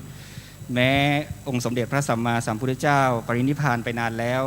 ก็ยังมีพระพุทธปฏิมาเป็นเปรียบประดุจองค์แทนของพระองค์ท่านเราชาวล้านนาไทยนะครับก็จะได้มีการห่มผ้าพระพุทธปฏิมาเหมือนได้ถวายเป็นอมิสบูชาแด่องค์สมเด็จพระศาสดาต่อไปครับซึ่งมหาวิทยาลัยเชียงใหม่ก็มีหนึ่งในยุทธศาสตร์สำคัญก็คือที่จะมุ่งเน้นให้มหาวิทยาลัยเชียงใหม่ในการส่งเสริมล้านนาสร้างสรรค์นะครับเพื่อที่จะสืบสานภูมิปัญญาที่ล้านนาไทยได้สืบสานส่งคุณค่ามาถึงทุกวันนี้ก็เลยรักษาประเพณีอันดีงามนี้ไว้นะครับและในปีนี้เป็นปีแรกครับที่ทางคณะกรรมการจัดงานกฐินจะได้นำพิธีทอดกฐินแบบล้านนาโบราณ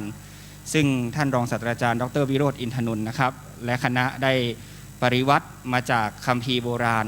ที่บันทึกไว้ที่วัดดวงดี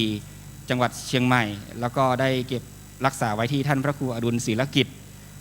เจ้าคณะตำบลหายาเจ้าวัดวัดธาตุคำครับกราบขอบพระคุณท่านที่การบดีและท่านรองที่การบดีเป็นอย่างสูงครับ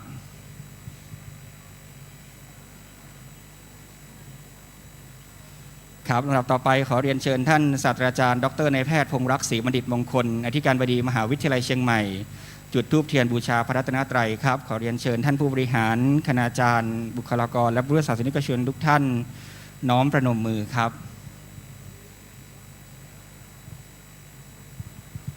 กับท่านประธานในพิธีจุดเทียนเล่มที่1น้อมบูชาคุณพระธรรมครับเทียนเล่มที่2น้อมบูชาคุณพระวินัยทูป3 ดอกหมายถึงคุณของพระพุทธเจ้าทั้ง3ประการประกอบด้วยพระปัญญาที่คุณบริสุทธิ์ที่คุณและพระมหากรุณาธิคุณแห่งองค์สมเด็จพระบรมศาสดาครับทูปดอกไม้ที่ประดิษฐานอยู่บนโต๊ะหมู่บูชาน้อมบูชาคุณพระอริยสงฆ์อันเป็นบุคคลอันประเสริฐ4 จำพวกประกอบด้วยพระโสดาบันพระสกิทาคามีพระอนาคามีและพระอริหันต์ครับจากนั้นขอเรียนเชิญท่านที่การบดีได้น้อมถวายตลปัดพัดรองที่ระลึกในงานกฐินแด่ท่านประธานสงฆ์เพื่อใช้ประกอบพิธีครับ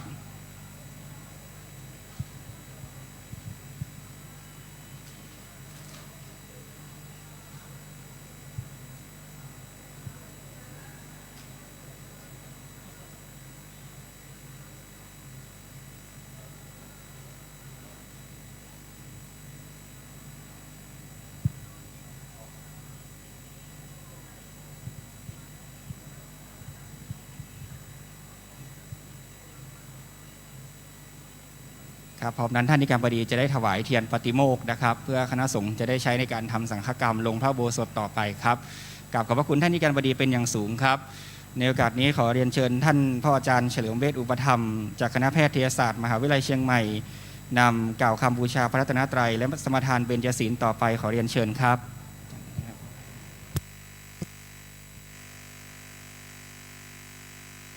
อิมินา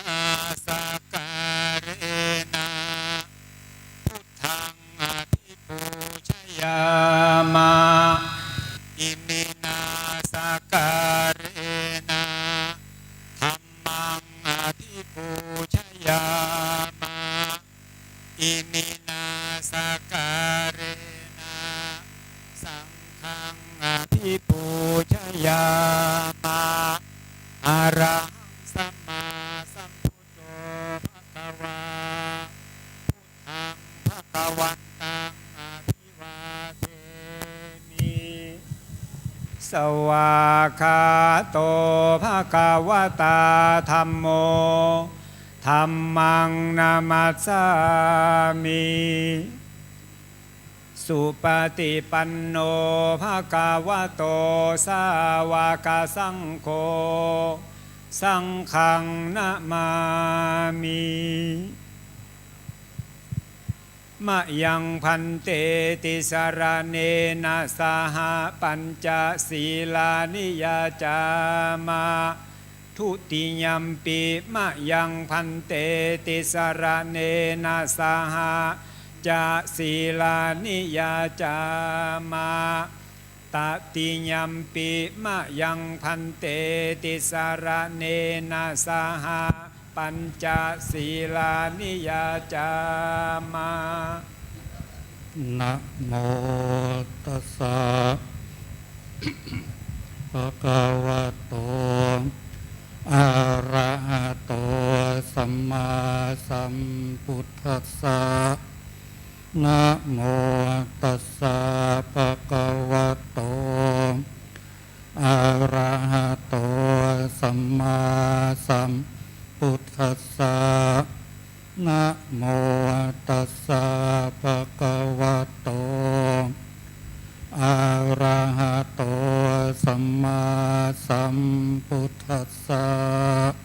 นะโมตัสสะภะคะวะโตอะระหะโตสัมมาสัมพุทธัสสะนะโมตัสสะภะคะวะโตอะระหะโตสัมมาสัมพุทธัสสะ นะโมตัสสะภะคะวะโตอะระหะโตสัมมาสัมพุทธัสสะ พุทธังสรณังกัจฉา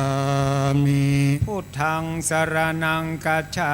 มิ ธัมมังสรณังกัจฉามิ ธัมมังสรณังกัจฉามิ สังฆังสรณังกัจฉามิ สังฆังสรณังกัจฉามิ ตุติยัมปิพุทธังสรณังกัจฉามิ ทุติยัมปิพุทธังสรณังกัจฉามิ ทุติยัมปิธัมมังสรณังกัจฉามิ ทุติยัมปิธัมมังสรณังกัจฉามิ ทุติยัมปิสังฆังสรณังกัจฉามิ ทุติยัมปิสังฆังสรณังกัจฉามิ ตาติยัมปิพุทธังสรณังกัจฉามิ ตติยัมปิพุทธังสรณังกัจฉามิ ตาติยัมปิธัมมังสรณังกัจฉามิ ตติยัมปิธัมมังสรณังกัจฉามิ ตาติยัมปิสังฆังสรณังกัจฉามิ ตติยัมปิสังฆังสรณังกัจฉามิ ปานาติปาตาเวรมณีสิกขาปะทังสมาธิยามิ ปานาติปาตาเวรมณีสิกขาปะทังสมาธิยามิ อาตินนาตานาเวรมณีสิกขาปะทังสมาธิยามิ อาทินนาทานาเวรมณีสิกขาปะทังสมาธิยามิ กาเมสุมิจฉาจาราเวรมณีสิกขาปะทังสมาธิยามิ กาเมสุมิจฉาจาราเวรมณีสิกขาปะทังสมาธิยามิ มุสาวาตาเวรมณีสิกขาปะทังสมาธิยามิ มุตาวาทาเวรมณีสิกขาปะทังสมาธิยามิ สุลาเมรยมัจจปมาตฐานาเวรมณีสิกขาปะทังสมาธิยามิ สุราเมรยมัจจปมาทฐานาเวรมณีสิกขาปะทังสมาธิยามิ อิมานิปัญจสิกขาปัฏฐานิสีเลนะสุขติงยันติสีเลนะโภคสัมปทาสีเลนะนิพพุติงยันติตัสมาสีลังวิโสทะเย สาธุสาธุสาธุ ลำดับต่อไปจะเป็นพิธีทอดกฐินแบบพิธีล้านนาโบราณนะครับ ซึ่งจะได้ดำเนินพิธีโดยท่านรองศาสตราจารย์ดร.วิโรจน์อินทนนท์คณะมนุษยศาสตร์มหาวิทยาลัยเชียงใหม่ครับในเบื้องต้นขออนุญาตเรียนเชิญท่านที่การบดีมหาวิทยาลัยเชียงใหม่ศาสตราจารย์ดร.นายแพทย์พงษ์รักษ์ศรีบัณฑิตมงคลน้อมถวายผ้ากฐินแด่ท่านประธานสงฆ์ครับ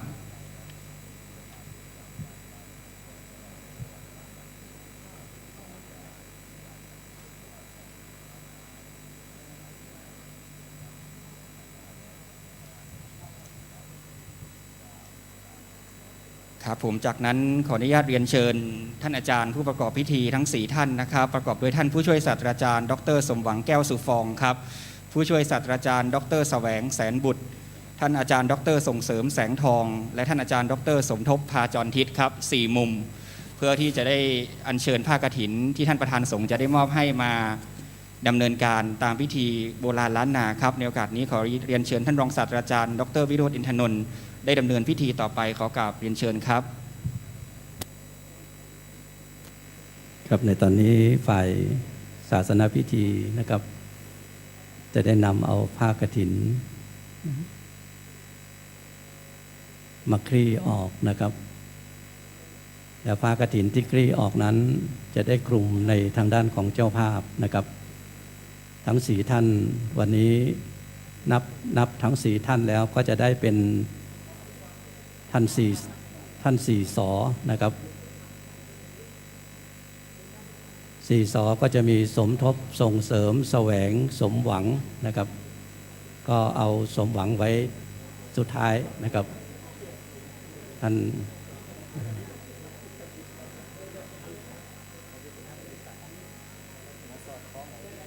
ครับเชิญเลยครับเอากลุ่มข้างบนเลยครับครับเอากลุ่มข้างบนเลยนะครับยกสูงหน่อยนะครับ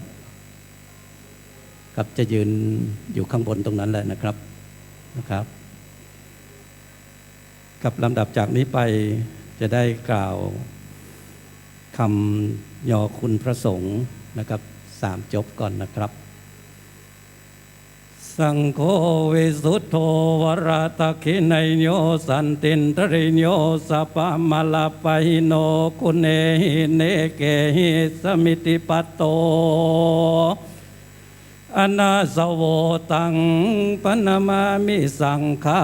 ง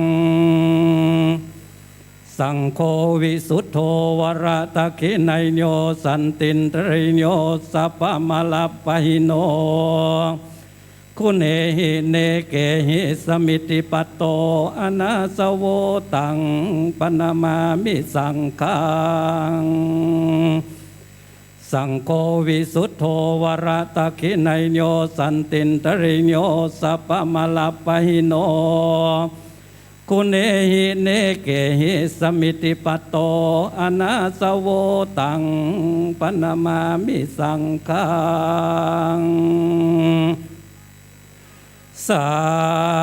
ธุองค์การสามัญญัมพันเตอิมังกตินะตุสังอิทังกันตังปิญญมนาปังธัมเมนะลัทธังธัมเมนะอภิสังขตังภิกขุสังคัสสะสกจังเตมะปุเจมาตุติยัมปิตันติยัมปิมัญญัมพันเตอิมังกตินะตุสังอิทังกันตังปิญญมนาปังธัมเมนะลัทธังธัมเมนะอภิสังขตังภิกขุสังคัสสะสกจังเตมะปุเจมาภิกขุสังโฆอัมหากังอนุกัมปังอุปาทายะอิมังกตินะทุสังปฏิกันหาตุติครตังอัฏฐายะหิตายะสุขายะญาวันิปานาติขมาอิตังโนมหากฐินาตานังอเพจจะอาสาธารณะโลกิญะโลกุตละสัพพสัมปตินังมัคคะพลานิปานานันจะปัจจโยโหนตุโนนิจจัง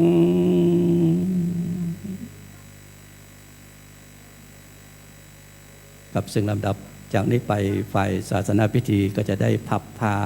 นะครับตีได้กลุ่มทางด้านเจ้าภาพไว้ตะกี้นี้นะครับผ้าผืนนี้จะเป็นผ้ากฐินนะครับตีทางองค์ครองนะครับก็จะได้ใจนุ่งใจครอง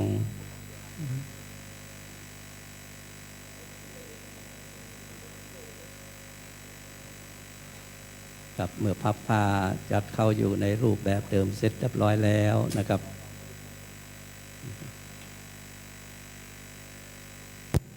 ครับ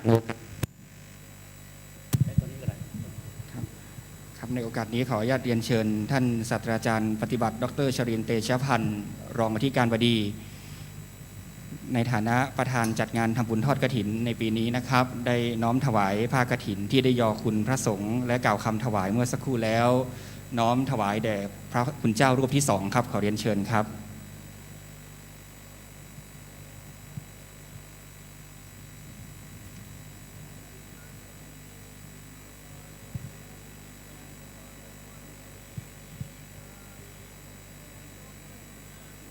ครับขอบพระคุณท่านรองที่การบดีเป็นอย่างสูงครับลำดับต่อไปขอเรียนเชิญท่านรองที่การบดีได้ครับขอกราบรัตนาคณะสงฆ์ได้อุปโลกกฐินต่อไปขอกราบรัตนาครับ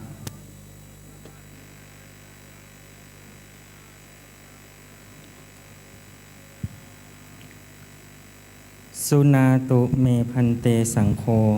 พันเตข้าแด่พระสังฆเจ้าสุนาตุจุงจักฟัง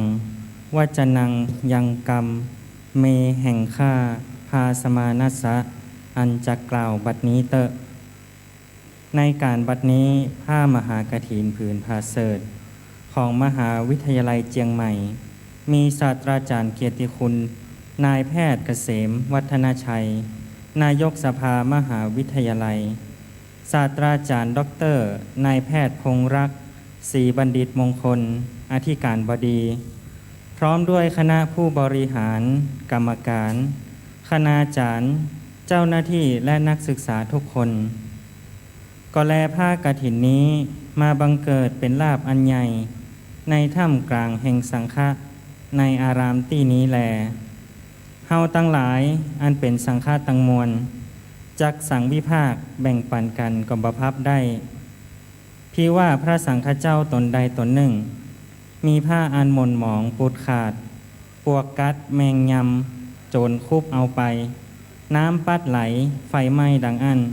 จุงกล่าวมาบัดนี้เตอะ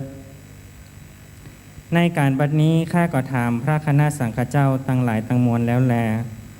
ลอนว่าพวกบกัดแมงบ่ยำโจรบ่ครุบเอาไปน้ำบ่ปัดไหลไฟบ่ไหม้ว่าสันนี้แลเฮาตั้งหลายอันเป็นคณะสังฆาตังมวลควรสูตรยติทุติยกรรมมาวาจาคือพระครูสมุวิสุวัตวรกิจโจรักษาการแทนเจ้าอาวาสอันมีปุริมาวัดสาบขาดเต็มบัวระมวล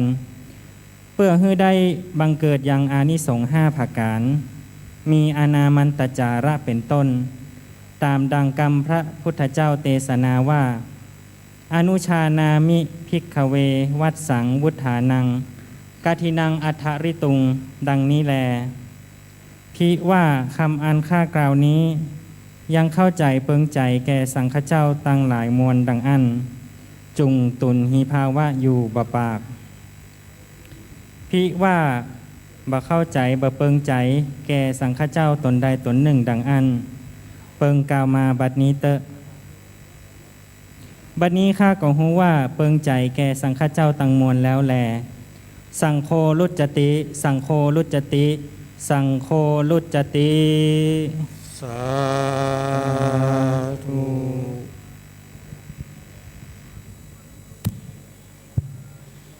ครับคณะสงฆ์ได้อุปโลกกฐินเรียบร้อยแล้วนะครับ มีมติฉันทานุมัติถวายผ้ากฐินทั้งปวงนี้แด่ท่านรักษาการเจ้าวาดคือท่านพระครูสมุวิศวัตวรกิจโจครับโอกาสนี้ขอเรียนเชิญท่านศาสตราจารย์ดรนายแพทย์พงษ์รักษ์ศรีบัณฑิตมงคลท่านที่การบดีครับได้น้อมถวายผ้าที่คณะสงฆ์ได้อุปโลกแล้วมอบถวายแด่ท่านประธานสงฆ์ครับซึ่งถือว่าเป็นผู้ได้รับฉันทามติจากคณะสงฆ์ทั้งปวงให้ยกเป็นของท่านนะครับเพราะว่าผ้ากฐินนี้เป็นสังฆทานเมื่อถวายเป็นสังฆทานคณะสงฆ์จึงอุปโลกก็คือขอมติเพื่อยินยอมมอบให้ท่านใดท่านหนึ่งครับกราบขอบพระคุณท่านที่การบดีเป็นอย่างสูงครับลำดับต่อไปขออนุญาตเรียนเชิญท่านรองที่การบดีจำนวน2ท่านนะครับได้น้อมถวายผ้าไตรบริวารครับขออนุญาตเรียนเชิญศาสตราจารย์ปฏิบัติดร.ชรินทร์เตชะพันธ์ครับเรียนเชิญผู้ช่วยศาสตราจารย์ดร.เอกชัยมหาเอกครับ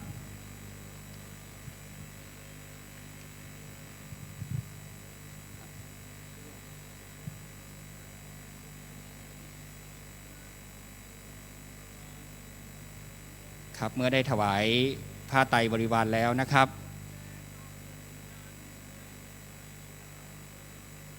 ครับจะได้น้อมถวายบาตรนะครับจะได้น้อมถวายที่พระคุณเจ้ารูปที่2นะครับเรียนเชิญท่านผู้ช่วยศาสตราจารย์ทันตแพทย์พิริยะเชิดสถิรกุลครับรองที่การบดีครับน้อมถวายพระคุณเจ้ารูปที่2ครับ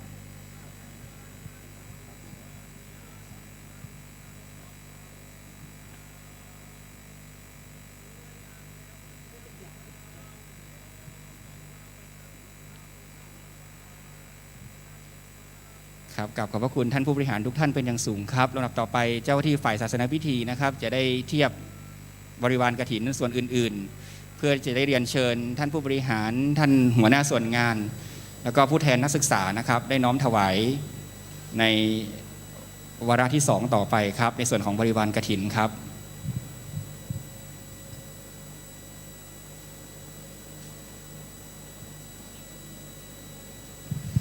เนื่องจากวันนี้นะครับจากได้รับความ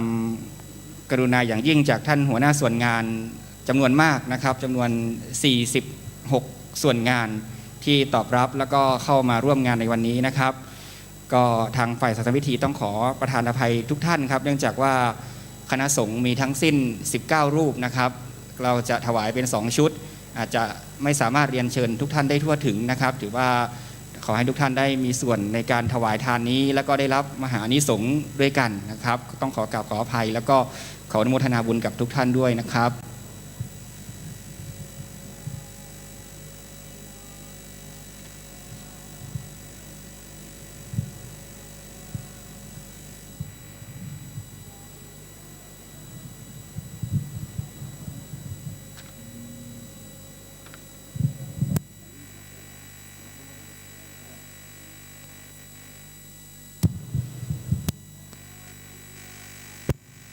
ก่อนที่จะได้น้อมถวาย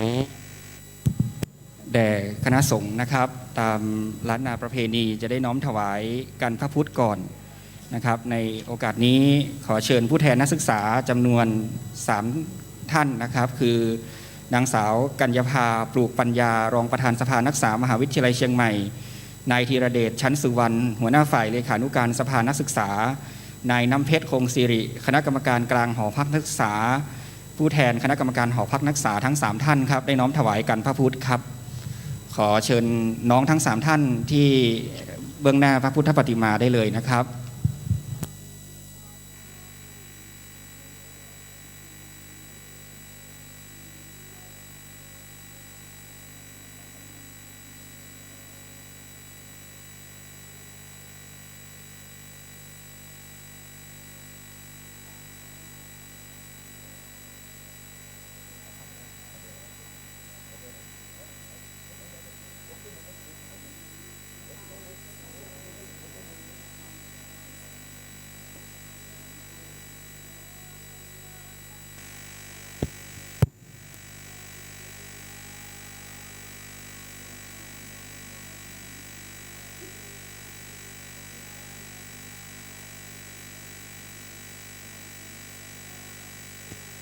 ในโอกาสนี้ขอเรียนเชิญท่านผู้บริหารท่านหัวหน้าส่วนงานนะครับแล้วก็ผู้แทนส่วนงานจำนวน19ท่านได้น้อมถวายบริวารกฐินครับขอเรียนเชิญท่านรองที่การบดีรองศาสตราจารย์ดร.วินิตาบุญโยดมครับเรียนเชิญผู้ช่วยอธิการบดีรองศาสตราจารย์ดร.พรชัยวิสุทธิศักดิ์ผู้ช่วยศาสตราจารย์ดร.จุฑาทิพย์เฉลิมผลผู้ช่วยศาสตราจารย์ดร.ทันตแพทย์หญิงวรกัญญาบูรณพัฒนาครับขอเรียนเชิญผู้แทนหัวหน้าส่วนงานนะครับประกอบด้วยท่านศาสตราจารย์เกียรติคุณดร.สัญชัยจตุรสิทธาผู้อำนวยการสถาบันวิจัยวิทยาศาสตร์และเทคโนโลยีครับเรียนเชิญท่านผู้ช่วยศาสตราจารย์ดร.ไพลินผู้จีนาพันธ์คณบดีคณะรัฐศาสตร์และรัฐประศาสนศาสตร์ครับเรียนเชิญศาสตราจารย์ดร.สาครพรประเสริฐคณบดีคณะเทคนิคการแพทย์ครับเรียนเชิญรองศาสตราจารย์ดร.สุกีเกษรเกษลานะครับท่านคณบดีคณะวิจิตรศิลป์ครับเรียนเชิญผู้ช่วยศาสตราจารย์ดร.ไพรัตน์กัญจนาการุณคณบดีคณะเศรษฐศาสตร์เรียนเชิญผู้ช่วยศาสตราจารย์ทันตแพทย์ดร.นฤมนัส ควณิชคณบดีคณะทันตแพทยศาสตร์เรียนเชิญรองศาสตราจารย์ดร.อดิศักดิ์ธีรานุพัฒนารองคณบดีคณะบริหารธุรกิจครับ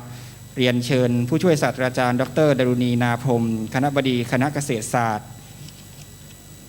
เรียนเชิญผู้ช่วยศาสตราจารย์ดร.ธานีแก้วธรรมานุกูล คณบดีคณะพยาบาลศาสตร์เรียนเชิญผู้ช่วยศาสตราจารย์ดรสุจินดาศรีวัฒนะคณบดีคณะอุตสาหกรรมเกษตรเรียนเชิญผู้ช่วยศาสตราจารย์ดรรุจิราอุ่นเจริญคณบดีวิทยาลัยนานาชาตินวัตกรรมดิจิทัลนะครับแล้วก็ขอเรียนเชิญรองศาสตราจารย์ดรเกียรติสุดาศรีสุขครับคณบดีคณะศึกษาศาสตร์ครับ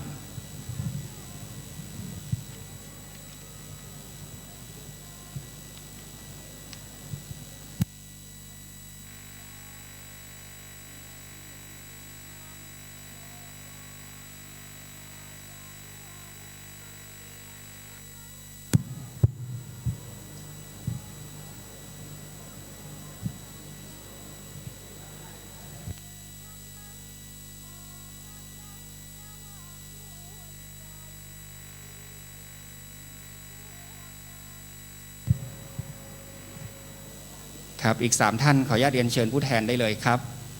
ครับขณะนี้ทั้ง19ท่านพร้อมแล้วครับขออนุญาตเรียนเชิญน้อมถวาย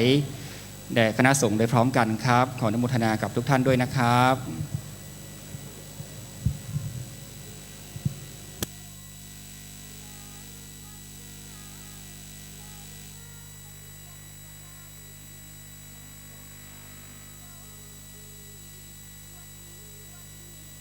ครับขอบพระคุณท่านผู้บริหารหัวหน้าส่วนงานทุกท่านครับลำดับต่อไปขอกราบรัตนาคณะสงฆ์รูปที่2 3 และ 4นะครับเป็นผู้แทนคณะสงฆ์ในการรับประเคนต้นเงินครับขอกราบรัตนาทั้ง3รูปครับผม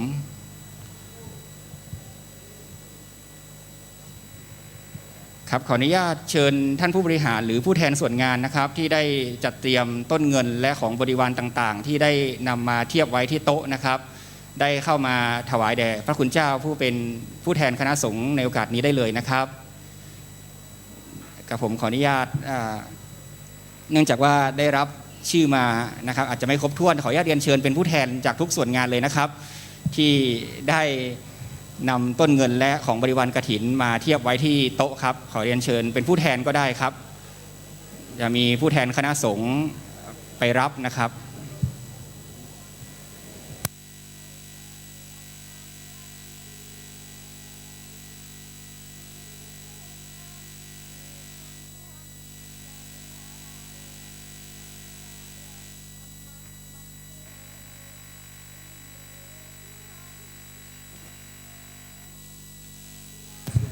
ครับต้องขออภัยนะครับอาจจะไม่ได้อ่านรายชื่อทุกส่วนงานนะครับมีทั้งสิ้น47ส่วนงานนะครับที่นำต้นเงินมาในวันนี้นะครับได้รับรายชื่อมาจากคณะกรรมการสภาพนักงานในฐานะคณะอนุกรรมการจัดการประกวดต้องขออนุโมทนาทุกท่านครับถือว่าทุกท่านได้บุญโดยทั่วกันนะครับทั้ง47ส่วนงานครับผมต้องขออนุโมทนาเป็นอย่างสูงครับ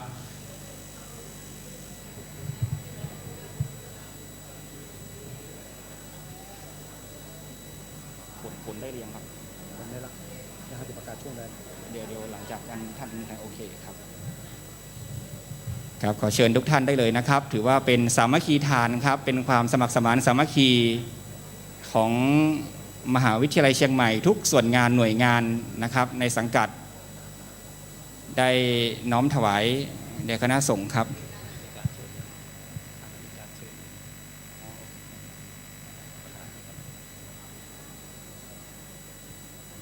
ครับในวันนี้นะครับมีโครงการมาร่วมบุญกับมหาวิทยาลัยเชียงใหม่นะครับเป็นโครงการกฐิน 5,000 วัดนะครับที่จะได้นำบุญมาร่วมกับมหาวิทยาลัยเชียงใหม่ได้น้อมถวายแด่ท่านประธานสงฆ์ในโอกาสนี้นะครับขออนุโมทนาบุญกับทุกท่านด้วยนะครับที่ได้มาร่วมบุญกับมหาวิทยาลัยเชียงใหม่ในวันนี้ครับผมที่ว่ากล่าวคำอธิ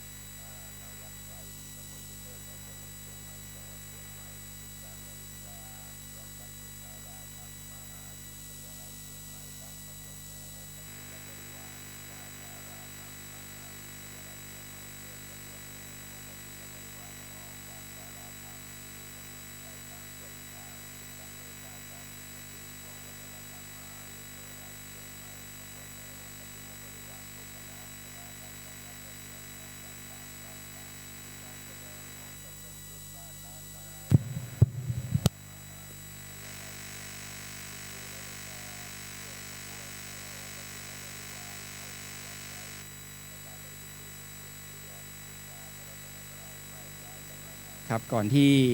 จะได้เรียนเชิญท่านนายกสภามหาวิทยาลัยได้กล่าวอนุโมทนากับทุกส่วนงานและทุกท่านที่มาร่วมในงานบุญกฐินวันนี้นะครับในวันนี้ครับคณะกรรมการจัดงานกฐินนะครับได้มีอนุกรรมการจัดการประกวดขบวนเครื่องบริวารกฐินนะครับซึ่งประกอบไปด้วยผู้เข้าร่วมการประกวดทั้งสิ้น47 ส่วนงานนะครับต้องขออภัยครับถือว่ายิ่งใหญ่มากในรอบ3 ปีครับเนื่องจากว่าได้ปรับเปลี่ยนตามสถานการณ์นะครับถ้าเข้าประกวดครับแล้วก็มีผู้ได้รับรางวัลจำนวน3 รางวัลประกอบด้วยรางวัลชนะเลิศแล้วก็รางวัลรองชนะเลิศอันดับ1และรองชนะเลิศอันดับ2ครับในโอกาสนี้ครับขอเรียนเชิญท่านนายกสภามหาวิทยาลัยเชียงใหม่ศาสตราจารย์เกียรติคุณนายแพทย์เกษมวัฒนชัยครับได้เป็นผู้มอบโล่รางวัลในการประกวดขบวนเครื่องกฐินแก่ส่วนงานผู้ได้รับรางวัลครับ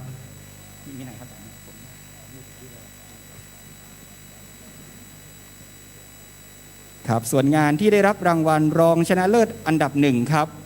การประกวดขบวนกฐินมหาวิทยาลัยเชียงใหม่ประจำปี 2565 ครับได้แก่คณะแพทยศาสตร์ครับ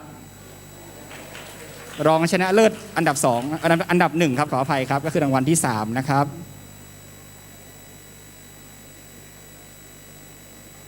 ครับท่านคณบดีจะเข้ารับมอบโดยตัวท่านเองนะครับท่านศาสตราจารย์เชี่ยวชาญพิเศษดร.นายแพทย์วรรณกิจโรจนาภิวัฒน์ครับ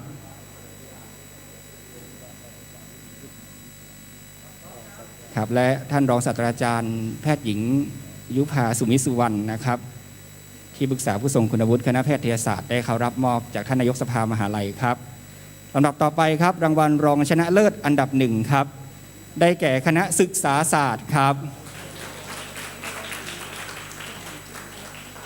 ซึ่งการออกแบบโล่รางวัลปีนี้นะครับเราใช้ในคอนเซปต์ล้านนาสร้างสรรค์ครับโล่รางวัลทำจากไม้สักนะครับแล้วก็ประกอบด้วยลวดลายหางวันก็คือเป็นหางนะครับที่ม้วนบริเวณพระอุโบสถหรือว่าตามพระวิหารต่างๆที่ตามสถาปัตยกรรมแบบล้านนาและตรงคำว่ากฐินนะครับก็จะเป็นช้างชูคบเพลิงนั่นก็คือเป็นการรวมพลังของมหาวิทยาลัยเชียงใหม่ในการทำบุญมหากุศลมหาทานบารมีในครั้งนี้เป็นสามัคคีทานครับขอแสดงความยินดีกับคณะศึกษาศาสตร์ด้วยนะครับและรางวัลชนะเลิศครับการประกวดขบวนกฐินประจำปี 2565 ครับได้แก่สำนักงานหอพักนักศึกษาครับ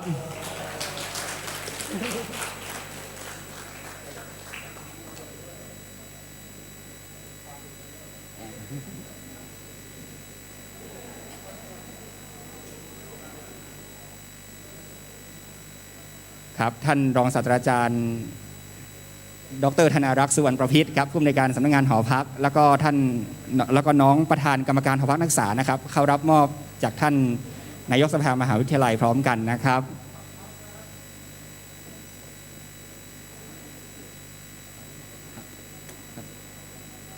ครับขอแสดงความยินดีกับทั้ง3หน่วยงานส่วนงานที่ได้รับรางวัลครับแล้วต่อไปขอเรียนเชิญท่านศาสตราจารย์เกียรติคุณนายแพทย์เกษมวัฒนชัยครับได้กล่าวอนุโมทนาครับ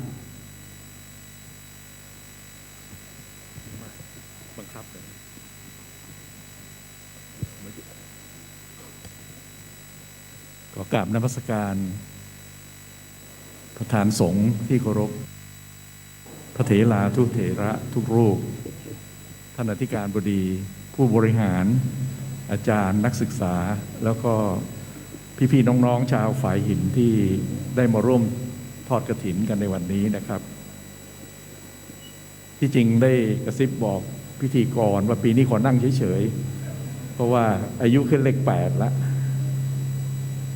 ทางกระทรวงสาธารณสุขเขากำหนดว่าถ้าใครอายุเกินเลข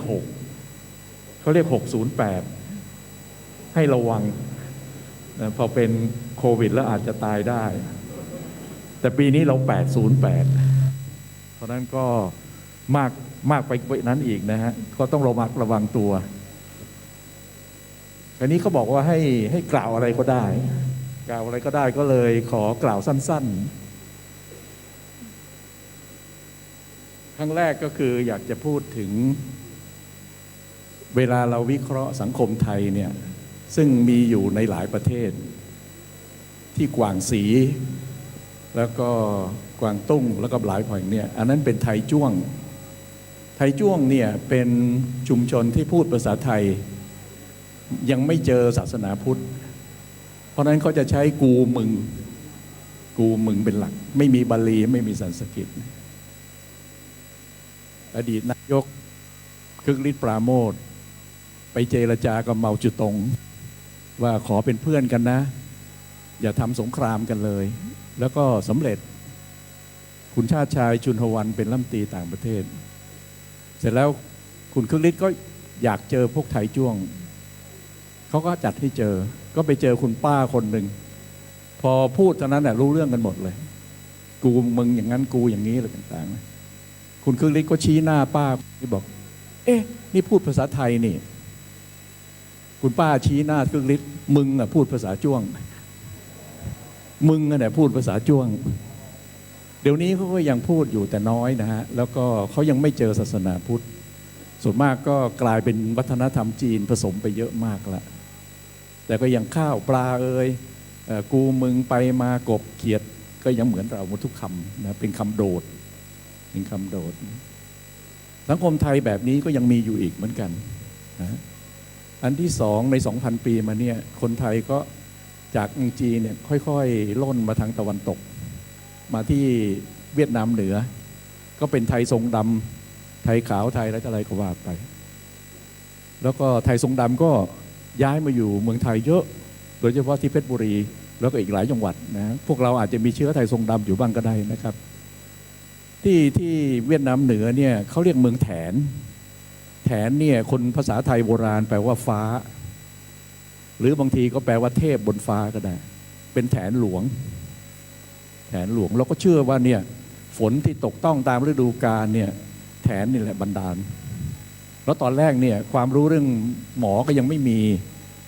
เวลาไม่สบายก็ต้องอ้อนวอนกระแถนแล้วเวลาจะอ้อนวอนต้องมีคนกลางคือคนที่เข้าทรงตอนหลังก็เรียกคนเข้าทรงว่าหมอ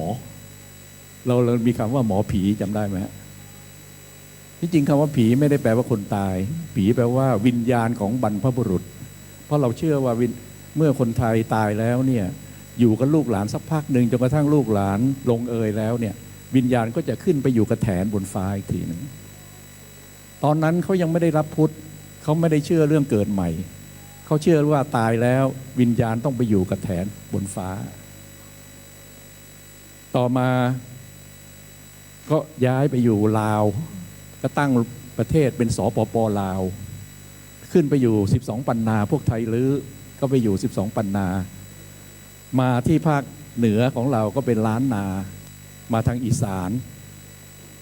ส่วนหนึ่งก็ไปที่พม่าเหนือแถวลุ่มแม่น้ำคงก็คือแม่น้ำสารวินนั่นเองคนไทยเรียกคงพม่าเรียกสารวินคนไทยโบราณจะเรียกชื่อแม่น้ำเป็นพยางค์เดียวปิงวังยมน่านอะไรก็ว่าไปนะก็เป็นอย่างเงี้ยแล้วก็ไปไกลสุดเลยก็คือที่อีสานของอินเดียที่แถวแม่น้ำพรหมบุตรเพราะอะไรเพราะว่าคนไทยเขาจะเลือกอยู่ในที่ลุ่มเพราะเขาต้องปลูกข้าวคนไทยจะต้องกินข้าวกินปลาเราไม่ได้กินขนมปังเราต้องกินข้าวกินปลาเพราะนั้นจะปลูกข้าวได้บริเวณที่ไปเลือกที่อยู่เนี่ยจะต้องมีลำเหมืองก็ได้หรือมีบึงสีไฟบึงบรเพชรอะไรแต่อะไรหนองหานก็แล้วแต่เรียกกันบึงหนองอะไรแต่ไรแต่ต้องมีแหล่งน้ำแล้วสองข้างเนี่ยต้องไปที่ลุ่มที่ทำนาได้แล้วรอบๆเนี่ยรอบๆชุมชนเนี่ยก็จะเป็นที่ยกสูงเราก็เรียกว่าเนินก็ได้โนนก็ได้หรือเรียกโคกก็ได้แล้วแต่อยู่ที่ภาคไหนแต่ว่าเหมือนกันหมดแถวเนินหรือโคกนี้ก็จะสร้างบ้านสูงข้างล่างเนี่ยเอาไว้ผู้หญิงทอผ้าหรือว่าเอาเก็บพวกเครื่องไม้เครื่องมือทำเกษตรหรือแม้แต่เลี้ยงวัวเลี้ยงควายใต้ถุนไอ้คนภาคกลางที่มันน้ำท่วมบ้านเพราะว่ามันลืมวิธีปลูกบ้านแบบคนไทยมันไปปลูกแบบฝรั่งคือไม่มีใต้ถุน ชั้นที่1ได้ไปติดกับพื้น แล้วก็ที่เลวร้ายที่สุดคือไปเลือกสร้างบ้านที่ปากแม่น้ำหรือริมตลิ่งแม่น้ำมันก็เลยน้ำท่วม แต่ถ้าเป็นคนไทยจริงๆเขาไม่ท่วมเขาเลือกที่สูงอยู่นั่นนะอันนี้เป็นแนวคิดเรื่องโคกหนองนาโคกหนองนานะครับ วัดฝายหินก็มาจากแนวคิดอันเนี้ยฝายมันทำด้วยหินการจัดการของน้ำเนี่ยเรามีคำอยู่4 คำเหมืองฝายหลายลินเหมืองฝายหลายลินเคยได้ยินใช่ไหมเหมืองก็คือลำน้ำฝายก็คือเครื่องกั้นลำน้ำเพื่อจะเก็บน้ำไว้ตอนหน้าแล้งอันนี้ต้องทำฝายไว้เป็นระยะที่นี่เผอิญฝายทำด้วยหิน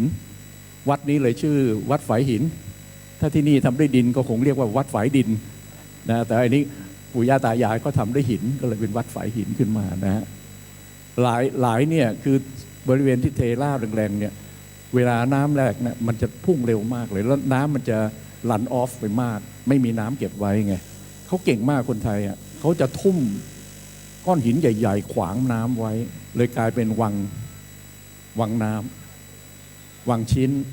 เคยรู้จักเนาะแถวเมืองแป้นะมีวังชิ้นนะวังเนี่ยไม่ใช่วังที่อยู่ของเจ้านายนะไม่ใช่นะอันนี้คือวังน้ำลินล่ะลินไม่ใช่น้ำลินนี่นะลินก็คือทางน้ำสาขาที่แยกออกจากเหมืองเพื่อจะนำน้ำเข้าไปยังที่นาของทุกคนเพื่อให้ทุกคนนาของทุกคนมีน้ำทำนาที่เวียดนามเหนือเนี่ยมีหมู่บ้านคนไทยเขามีแก่บ้านชุดหนึ่งเป็นกรรมการบ้านนี่นะมีหน้าที่จัดสรรที่ดินทำนาเพื่อทุกบ้านตอนสิ้นปีแล้วก็จัดแล้วปีนี้ก็จัดใหม่ถามว่าเป็นใดต้องจัดกู้ปีบอก1 ปีที่ผ่านมาบางบ้านเนี่ยก็มีคนตายบางบ้านก็มีคนเกิดเพราะฉะนั้นจำนวนจะไม่เท่ากับปีที่แล้วหรือจะเท่าก็ได้แล้วแต่ว่าเราต้องจัดทุกปีทำไมล่ะก็ถามว่าทำไมล่ะเพื่อให้ทุกคนมีข้าวกินปีหน้าเพื่อให้มีคนทุกคนมีข้าวกินไม่ใช่ permanent ownership ไม่ใช่ permanent land ownership เหมือนที่เราได้ตัวอย่างมาจากตะวันตกนี่เป็นทุนนิยมสุดโต่งแต่อันนี้เป็นเรื่องของการที่ต้องเกื้อกูลกันต้องเอื้อเฟื้อเกื้อกูลกันในชุมชนเดียวกันคนไทยเนี่ยเวลาเขาอยู่ในชุมชนเดียวกันลุ่มน้ำเดียวกันเนี่ยทำนาด้วยกันเวลาแล้งก็ต้องเผชิญชะตาร่วมกันเวลาน้ำหลากก็ต้องช่วยกันเวลาเหมืองฝ่ายนี่มันตื้นเขินเนี่ยก็ต้องช่วยกันขุดสมัยนี้ไปฮ้องมันมาขุดฝ่ายนะมันถามว่าวันหนึ่งจะฮือเท่าใดไอ้จิตใจอาสาสมัครมันหายไปหมดเมื่อทุนนิยมมันเข้ามาเข้าใจนะฮะนี่กำลังจะบอกว่าปีนี้มาทอดกฐินเนี่ยฝากไว้อันหนึ่งก็คือฝากจิตวิญญาณของความเป็นคนไทยจิตวิญญาณของความเป็นคนไทยในชุมชนเดียวกันในคณะเดียวกันในมหาวิทยาลัยเดียวกันในหมู่บ้านเดียวกันอันนี้คือชุมชนเดียวกันเขาจะมีคำอยู่สามคำฮะคนไทยทุกประเทศเลย1เราเป็นพี่น้องกันเนอะเราเป็นพี่น้องกันเนอะ2เราต้องมีน้ำใจต่อกัน3เราต้องช่วยเหลือกันเนอะอันนี้คือจิตวิญญาณของความเป็นไทยเราไม่มีโบราณวัตถุที่บอกว่าอันนี้หมู่บ้านคนไทยเพราะว่าส่วนมากสร้างด้วยไม้ไผ่กับไม้ 20-30 ปีมันก็พังหมดแล้วอันนี้ 2,000 ปีแต่สิ่งที่มันยังเหลือล้นมานี่คือจิตวิญญาณของความเป็นไทยที่มันทำให้คนไทยเนี่ยยังบอกได้ว่าตัวเองเป็นคนไทย 2,000 ปีให้หลังมันมั่นคงกว่าเรือนไม้อยากจะฝากพวกเราไว้นะครับผมจะจากโลกนี้ไปเมื่อไหร่ก็ไม่รู้แต่อยากจะฝากพวกเราให้ถ่ายทอดความเป็นไทยนี้ไว้ให้ดีเชียว1เราเป็นพี่น้องกันนะ2เราต้องมีน้ำใจต่อกัน3เราต้องเอื้อเฟื้อเกื้อกูลกัน2 ปีที่แล้วมานี้โควิด DNA มันออกมาคนไทยทั่วประเทศเลยไปสร้างโรงทานบ้างโรงอะไรต่ออะไรบางเยอะแยะหมดเลยแล้วบริจาคกันมากมายก่ายกองเพราะว่ามันต้องช่วยเหลือกันคนไทยต้องช่วยเหลือกัน คนไทยต้องช่วยเหลือกันนะฮะขอฝากไว้เลยนะ3 อันเนี้ยสำคัญที่สุดเลย 1. ระดับบ้านนี้เขามีเนี่ยฮะในครอบครัวนี่สำคัญที่สุด ผู้ใหญ่ต้องอบรมเลี้ยงดูผู้เยาว์และผู้เยาว์เนี่ยต้องกตัญญูรู้คุณท่านแล้วก็ตอบแทนคุณท่านไอ้คุณธรรมที่ขึ้นและลงกัน2 อันเนี่ยนะมันทำให้ครอบครัวไทยเนี่ยยั่งยืนและอบอุ่นวันนี้มันไม่มีแล้วมันสุดกร่อนมันทำให้ครอบครัวไทยเนี่ยเปราะบางทิ้งปู่ย่าตายายทิ้งพ่อทิ้งแม่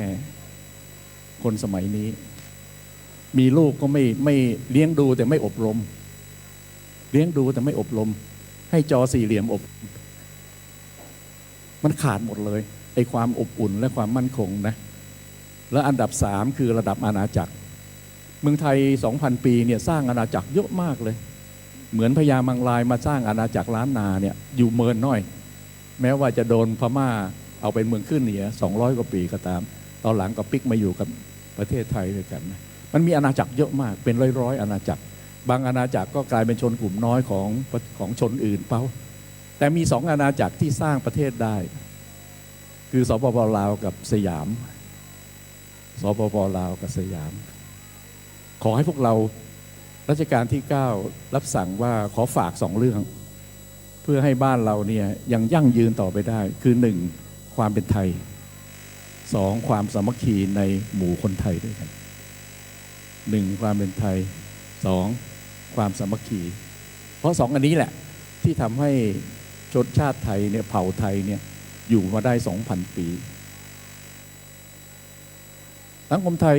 มีชั้นที่ฉาบอยู่3 ชั้นชั้นในสุดคือแก่นแกนของความเป็นไทยที่ผมพูดเมื่อกี้นี้ละเคลือบอันที่2คือเทรวาสพุทธเทรวาสแล้วเคลือบอันที่3ขณะนี้แรงมากคือทุนนิยมตะวันตกกับค่านิยมตะวันตกมันกำลังชั้นที่3เนี่ยมันกัดเกราะมันเซาะไอ้ชั้นที่1กับชั้นที่2มันกัดเกราะแล้วมันเซาะถ้าเราเอาแต่ไม่รู้ไทยแล้วก็เรียนที่ไหนก็อยากจะให้ไทยเป็นที่นั่นเนี่ยอันนั้นไม่ถูกนักวิชาการถ้าไม่รู้ไทยเนี่ยรู้ญี่ปุ่นเก่งรู้พม่ารู้ฝรั่งเศสรู้อะไรต่ออะไรแล้วไม่รู้จักไทยมันก็เลยเกิดปัญหาขึ้นมาอย่างนี้นะครับขอฝากพวกเราไว้นะ1ความเป็นไทยสำคัญมากโดยเฉพาะจิตวิญญาณของความเป็นไทยนะ2ชุมชนเป็นพี่น้องกันนะต้องมีน้ำใจต่อกันต้องช่วยเหลือเกื้อกูลกันและอันที่3ต้องรักษาอาณาจักรไทยนี่ไว้เรารักษามาแล้ว 2,000 ปีนะครับขอฝากพวกเราเมื่อกี้เอาจีวรมา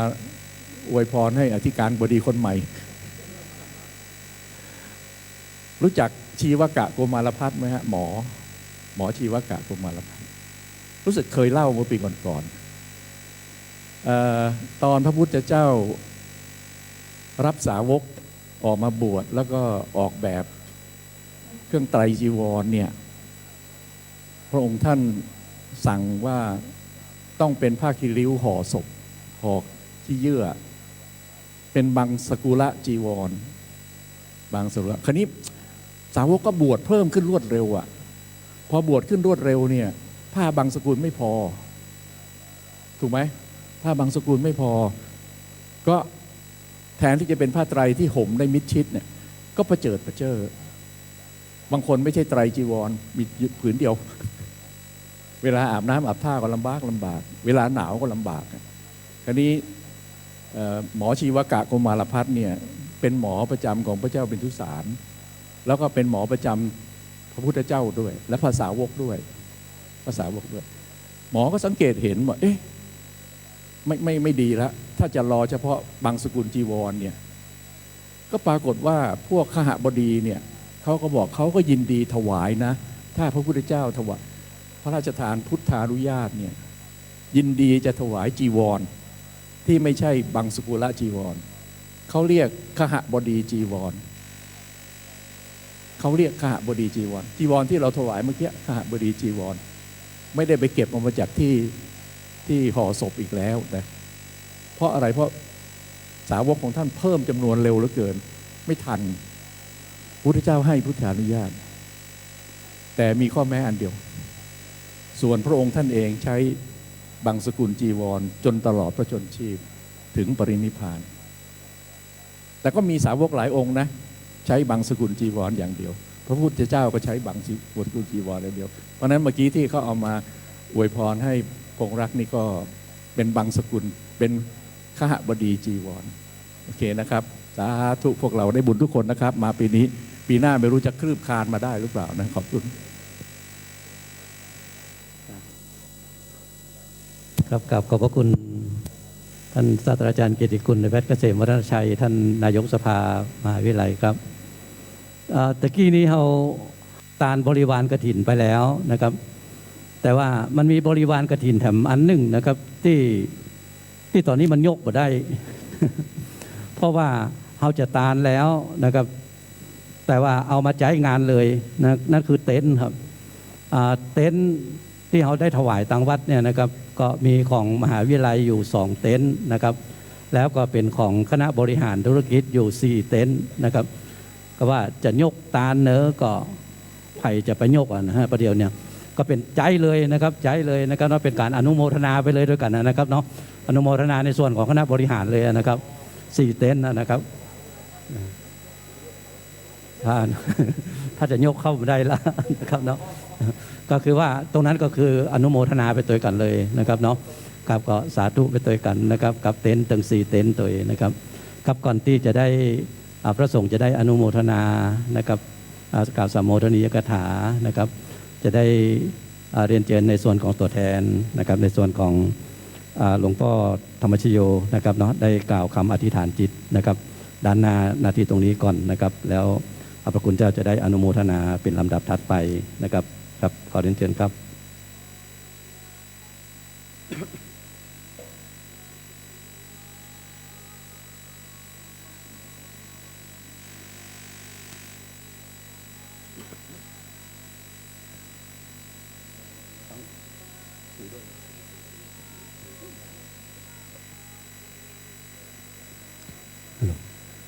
กราบนมัสการท่านพระครูและพระเถรานุเถระทุกรูปนะครับกราบเรียนท่านอธิการบดี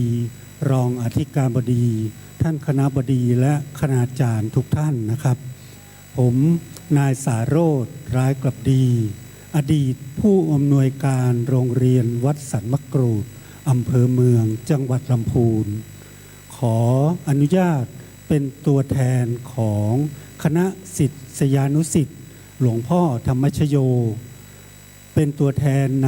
ำมาถวายกฐินให้กับวัดทั่วประเทศไทยนะครับในปีนี้หลวงพ่อท่านมีเมตตาถวายกฐินในวัดต่างๆทั้งหมด 5,000 วัดวัดละ 100,000 บาทนะครับในวันนี้ในท้ายที่สุดนี้จะขอกราบเรียนเชิญทุกท่านได้กล่าวคำอธิษฐานจิตเพื่อเป็นการตอกย้ำในการทำบุญทอดกฐินในวันนี้ให้ติดอยู่ที่ศูนย์กลางกายของเราเป็นบุญติด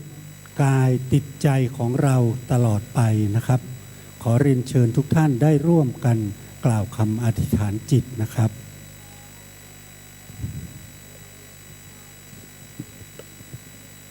ด้วยบุญกุศลที่ข้าพเจ้าทั้งหลายร่วมเป็นเจ้าภาพทอดกฐินสามัคคีณอาวาสวัดฝายหินแห่งนี้ด้วยมหาพลานิสงส์นี้ขอให้ข้าพเจ้าทั้งหลายหลุดพ้นจากกิเลสอาสวะเอาชนะอุปสรรคทั้งปวงให้มีสุขภาพร่างกายแข็งแรงอายุขัยยืนยาวห่างไกลคนภัยคนพาล ให้เป็นบัณฑิตนักปราชญ์ฉลาดในศาสตร์ทั้งปวงประสบความสำเร็จในชีวิตในธุรกิจหน้าที่การงานให้ได้เป็นมหาเศรษฐีผู้ใจบุญค้ำจุนพระพุทธศาสนาให้ได้เกิดภายใต้ร่มเงาของพระพุทธศาสนาไปทุกภพทุกชาติขอให้บรรลุธรรมได้โดยง่ายขอความปรารถนาทั้งปวงของข้าพเจ้าทั้งหลายจงเป็นผลสำเร็จจงเป็นผลสำเร็จจงเป็นผลสำเร็จทุกประการเทินนิพพานะปัจจโยโหตุ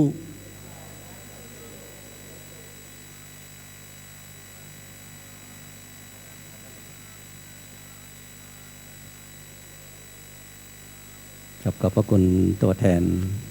ของลูกศิษย์หลวงพ่อธรรมชโยนะครับที่ได้ร่วมกันในการทำบุญทอดกฐินในวันนี้กับลำดับจากนี้ไปพระสงฆ์จะได้อนุโมทนา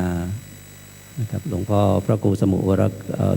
วิสุวัตวรกิจโจจะได้กล่าวสัมโมทนียกถาแล้วอนุโมทนาเป็นลำดับถัดไปเลยครับครับ ก่อนอื่นที่เราจะรับพรเนาะก็ขอขอบคุณโยมหมอเกษมวัฒนชัยอาจารย์คิดว่าจะพูดสัก1 ชั่วโมงพอดีอาจารย์หมอพูดไปหมดแล้วก็ไม่พูดอะไรมากเนาะก็ขอขอบคุณท่านอธิการรองอธิการผู้ช่วยอธิการคณบดีทุกคณะที่มีจิตเป็นกุศลนำกฐินมาทอดถวายให้วัดฝ่ายเห็นเป็นประจำทุกปีอาตมาพร้อมกับพระภิกษุและสามเณรวัดฝ่ายเห็น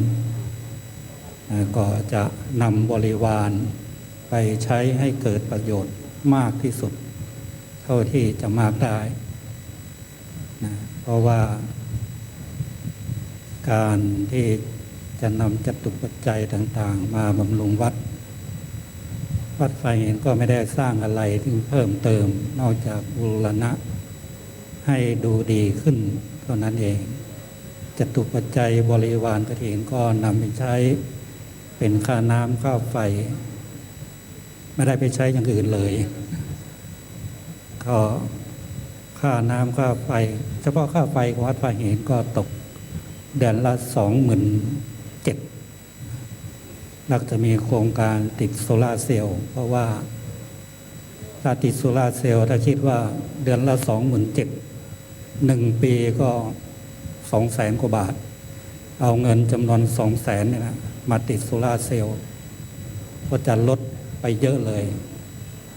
นะวันนั้นก็ฝากท่านอธิการเนาะช่วยให้เจ้าหน้าที่พลังงานมาดูหน่อยเคยมาดูแล้วนะปี 1ผ่านมา ยังไม่คืบหน้าเลยนะวันนั้นขอฝากเลยเนาะ เห็นเจ้าหน้าที่มาวัดมาอะไรเรียบร้อยแล้วแล้วก็หายไปตั้งแต่ท่านอธิการคนก่อนเนาะวันนั้นอธิการคนใหม่ฝากเลยนะเพราะฉะนั้นในวันนี้ก็ขออนุโมทนากับคุณโยมหมอเกษมแล้วก็ท่านอธิการที่มีจิตเป็นมหากุศลที่ยิ่งใหญ่ก็ขออ้างเอาคุณพระพุทธพระธรรมพระสงฆ์บุญบารมีขององค์พระธาตุดอยสุเทพบุญบารมีของครูบาโสภาซึ่งท่านเป็นอดีตสังฆราชองค์แรกของล้านนาบุญบารมีของครูบาเจ้าศรีวิชัยบุญบารมีของหลวงพ่อเกษมเขมโกจงมาเป็นเดชะพ เป็นพลวะปัจจัย อุดหนุนนำส่งให้กับพวกเราทั้งหลาย ให้มีความสุขความเจริญ คิดสิ่งใดประสงค์สิ่งใด ประกอบด้วยคุณงามความดี ก็ขอให้สิ่งนั้นจงพลันสำเร็จ จงพลันสำเร็จทุกท่านเทินต่อไปละพรเป็นภาษาบาลีเนาะยะถาวาลิวหาปุลาปะเนปุเรนติสาคลัง เอวะเมวะอิโตทินังเปตานังอุปกัปปติอิจิตังปฏิตังตุมังคิปะเมวะสมิจจันตุสัพเพปุเรนตุสังกปาจันโทปนรโสยถามณิ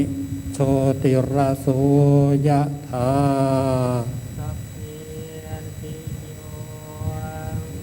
วัจจันตุสั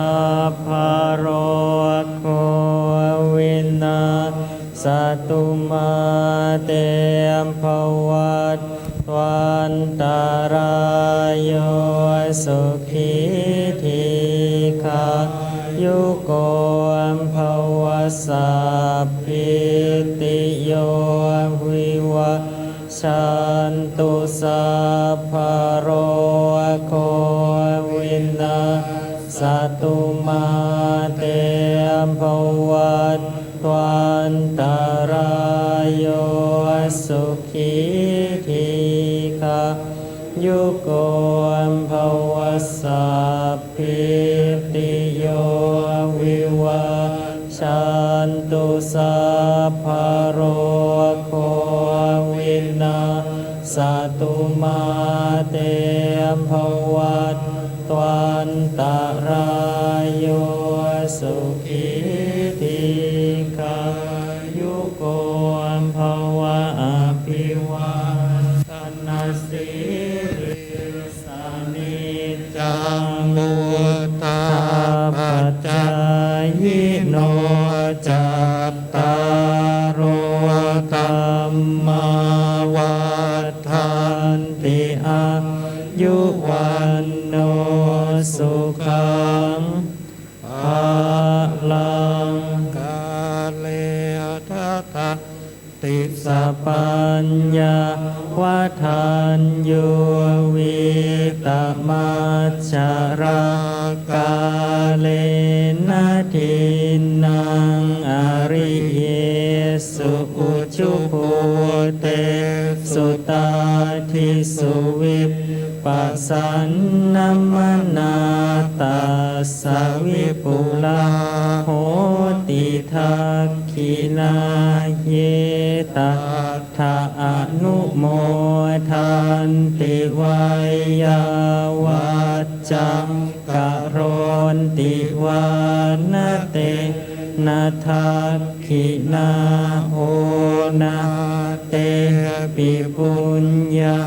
สัพพาคิโนตัสสมาทะเทอัปปติวานจิตโตยัตถะทินนังมหาภาลังปุญญานิปาระโลกัสสมิงปฏิทาโหนติปะนินันติ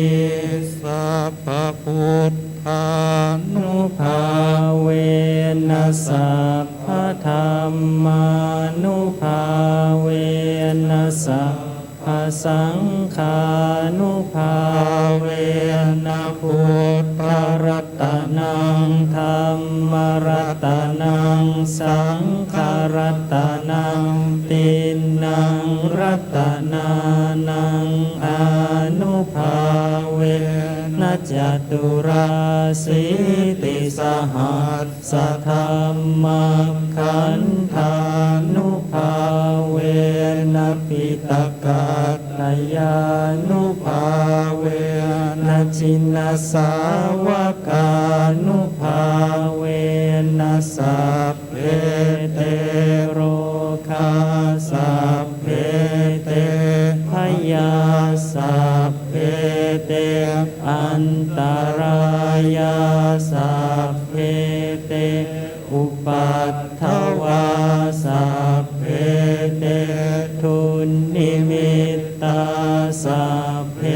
เตอวะมังคลา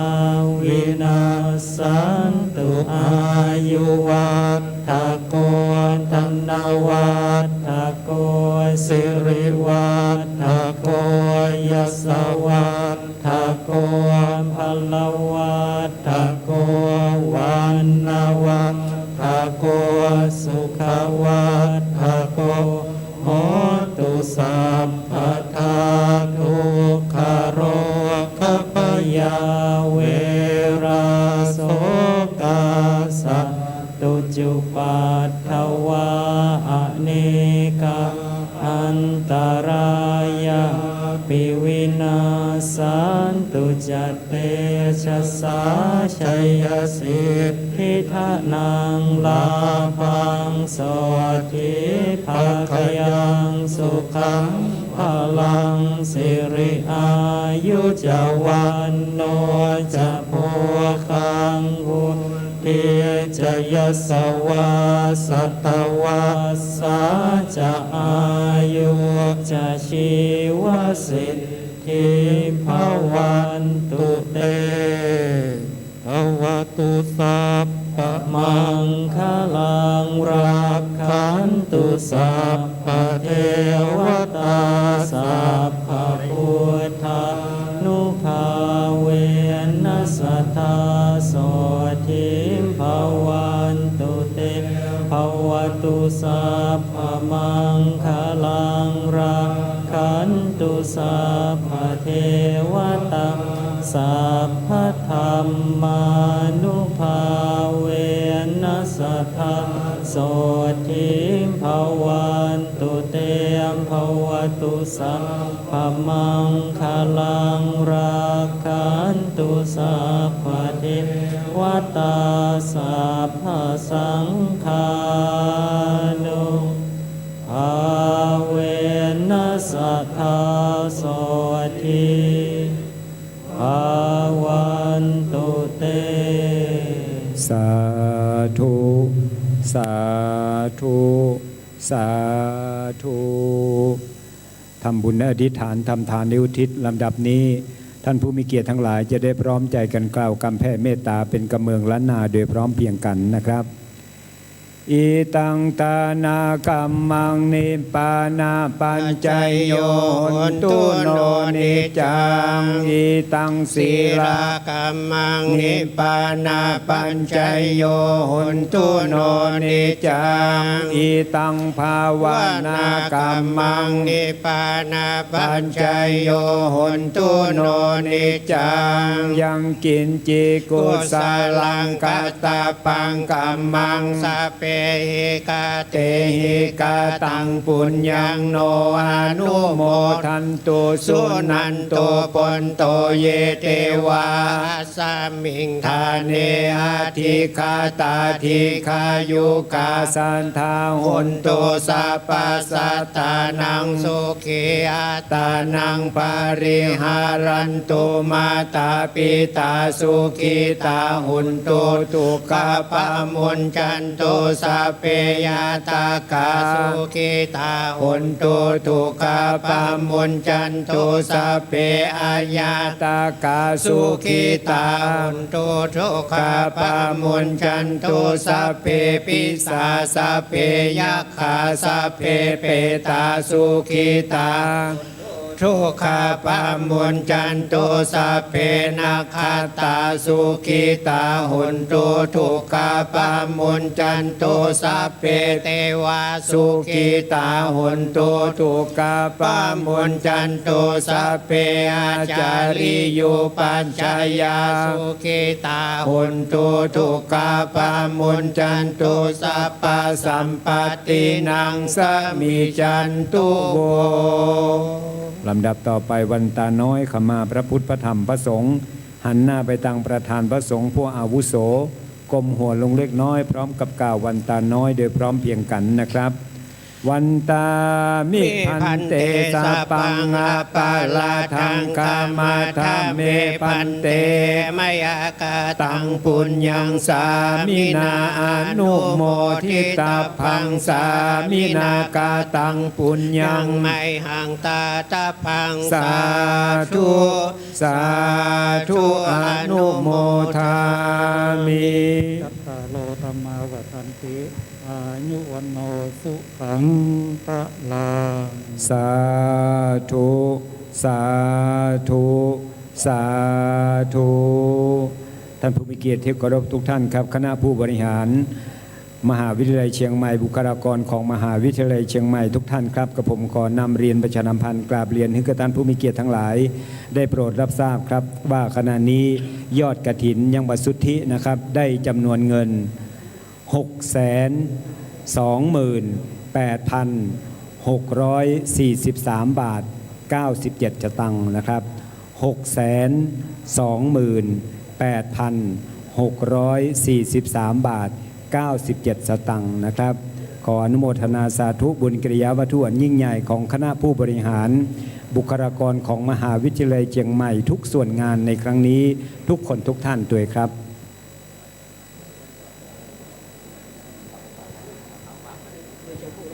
ครับผมครับในโอกาสนี้ขอเรียนเชิญท่านผู้บริหารทุกท่านครับได้ร่วมบันทึกภาพที่หน้าพระพุทธปฏิมาประธานนะครับ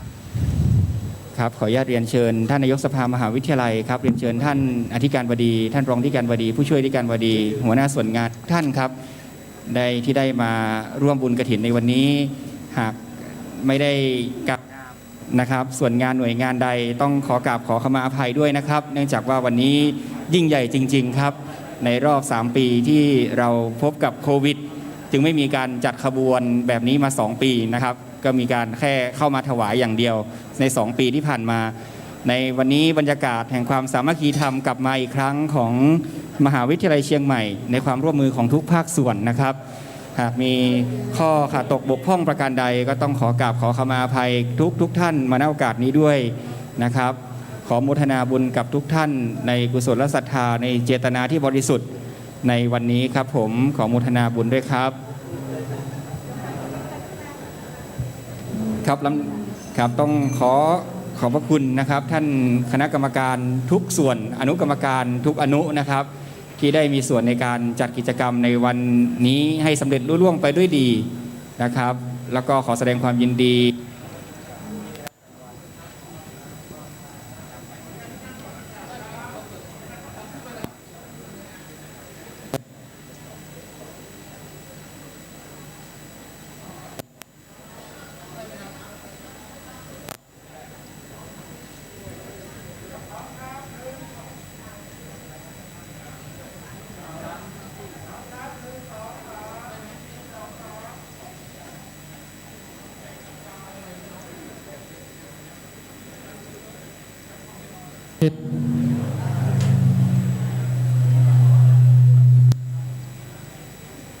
ทดสอบ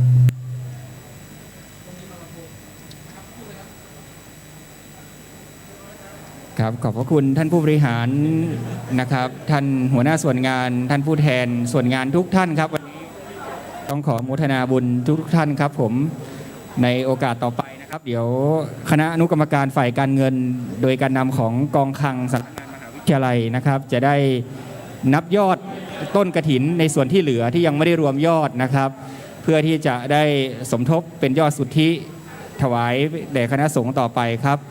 ก็ขออนุญาตเรียนเชิญได้เลยนะครับ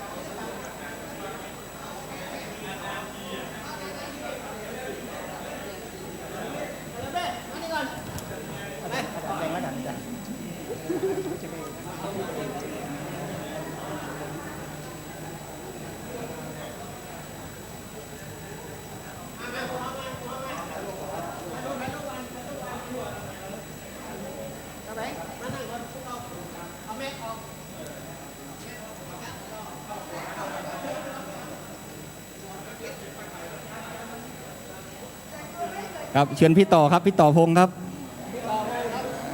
ผู้ออกแบบโล่นะฮะ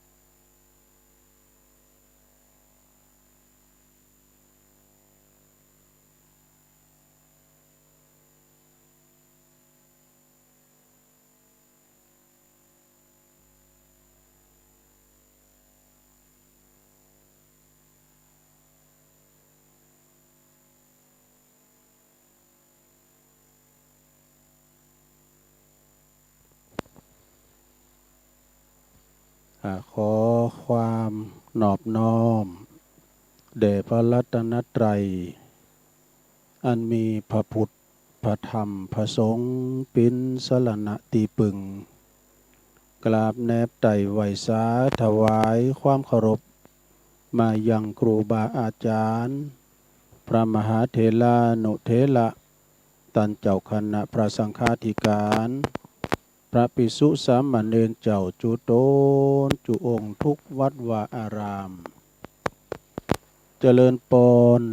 มายังบรรดาปออกแม่ออกศรัทธาตันสาธุชนคนดีทั้งหลาย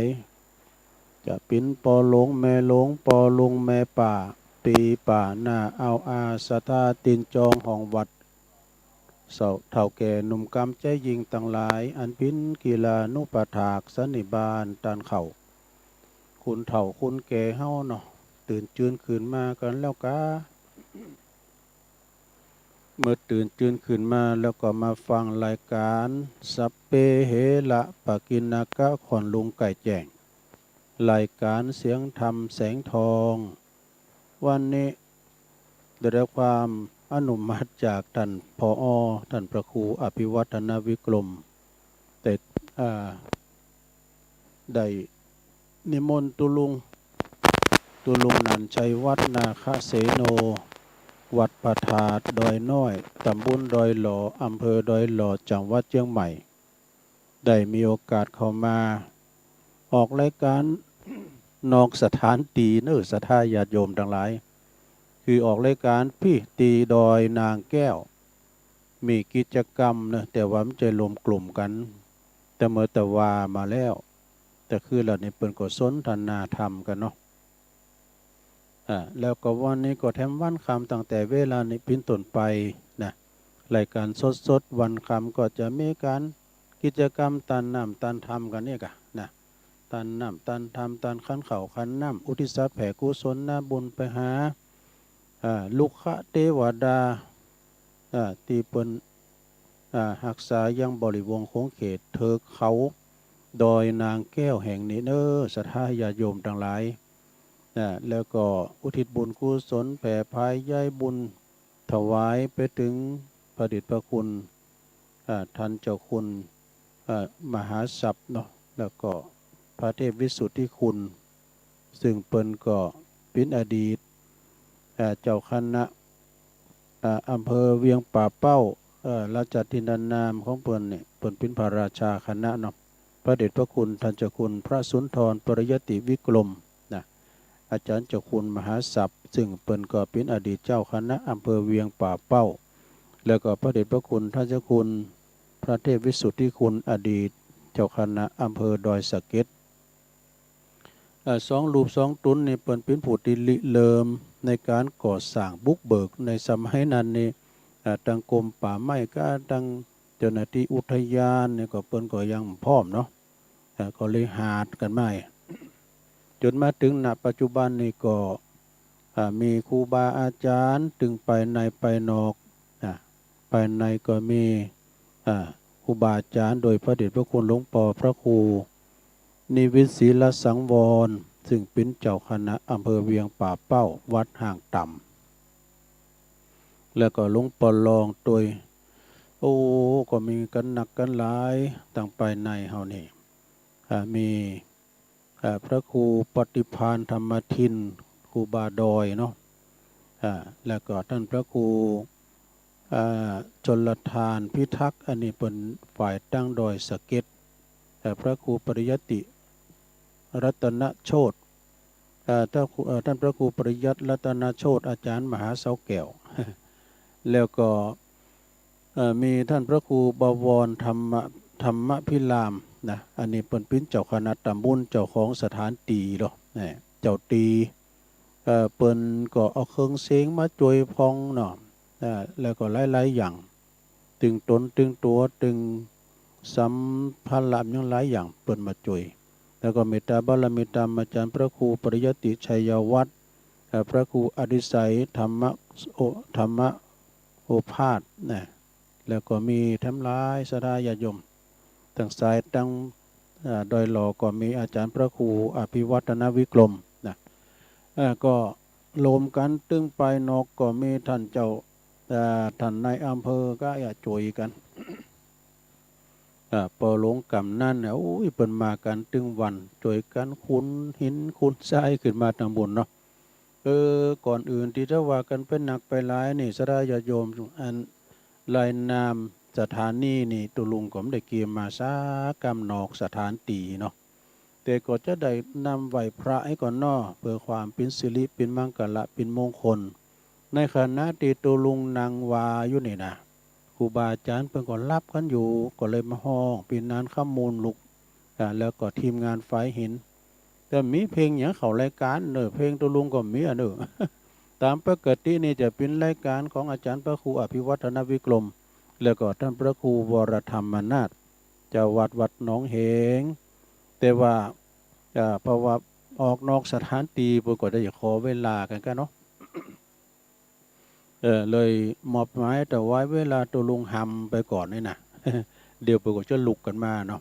เอาละเนอตัวลุงเจ้าไหวพระเกินเนอลงบางลงโอนแม่บุญพินตึงลงตึงลายเนาะไหวพระพร้อมกันไปเลยเดี๋ยวก็มามาจากันเนาะอะระหังสัมมาสัมพุทโธภะคะวาพุทธังภะคะวันตังอภิวาเทมิสวากขาโตภะคะวะตาธัมโมธัมมังนัมมัสสามิสุปฏิปันโนภะคะวะโตสาวกสังโฆสังฆังนะมามินะโมตัสสะภะคะวะโตอะระหะโตสัมมาสัมพุทธัสสะนะโมตัสสะภะคะวะโตอะระหะโตสัมมาสัมพุทธัสสะนะโมตัสสะภะคะวะโตอะระหะโตสัมมาสัมพุทธัสสะอิติปิโสภะคะวะอะระหังสัมมาสัมพุทโธวิจาจารณะสัมปันโนสุขโตโลกวิตูอนุตตโลปุริสตัมมาสารทิสัทธาเทวมนุสสานังพุทโธภะคะวะเตสวากขาโตภะคะวะตาธัมโมสันติติโกอากาลสวากขาโตภะคะวะตาธัมโมสันติติโกอากาลิโกเอหิปัสสิโกโอปันนะยิโกปัจจตังเวติตาโปวินโยเหติสุปฏิปันโนภะคะวะโตสาวกสังโฆอุจุปฏิปันโนภะคะวะโตสาวกสังโฆยายะปฏิปันโนภะคะวะโตสาวกสังโฆสามิจิปฏิปันโนภะคะวะโตสาวกสังโฆญาติตังจัตตาลิปุริสยุคานิอัฏฐปุริสปุคลาเอสะพังกวะโตสาวกสังโฆอาหุนายโยปะหุนายโยตักขินายโยอัญจลิกาลนิโยอนุตตลังปุญญาเขตังโลกัสสาติจะยันโตโพธิยามุเลสักกายานังนันทิวัตตโนเอวังตวังวิจัยโยโหหิจัยยสุจัยยมังคะเลอปัลลาจิตาปัลลังเกสีเสปัตาวิปุคะเลอภิเสเกสัพพพุทธานังอากัปปะโตปโมทติสุนักตังสุมังกลังสุปาภาตังสุโหติตังสุขันโนสุโมโห โตจะสุยิตังพระมะจาลิสุปัฏฐคินังกายกัมมังวาจากัมมังปัฏฐคินังปัฏฐคินังมโนกัมมังปณิทิเตปัฏฐคินาปัฏฐคินานิกตตวนะละพันตเถปัฏฐคิเนสัพพิติโยวิวาจันตุสัพพะโลกโควินาสตุมาเตภวัตวันตรายโยสุขีติขายุโกภวะอภิวาทนาสีลิสานิจังวุตตาปัจจายโนจัตตารโอธรรมาวัฏันติอายุวันโนสุขังปะลังเอาละเนาะสัทธาญาติโยมทั้งหลายตุลุงก็ปิ้นเก้าปิ้นโหนำไหวพระสวดมนต์ไปเป็นตีเรียบร้อยก็ขอกุณพระติตไลรัตนะผ่านแผ่ว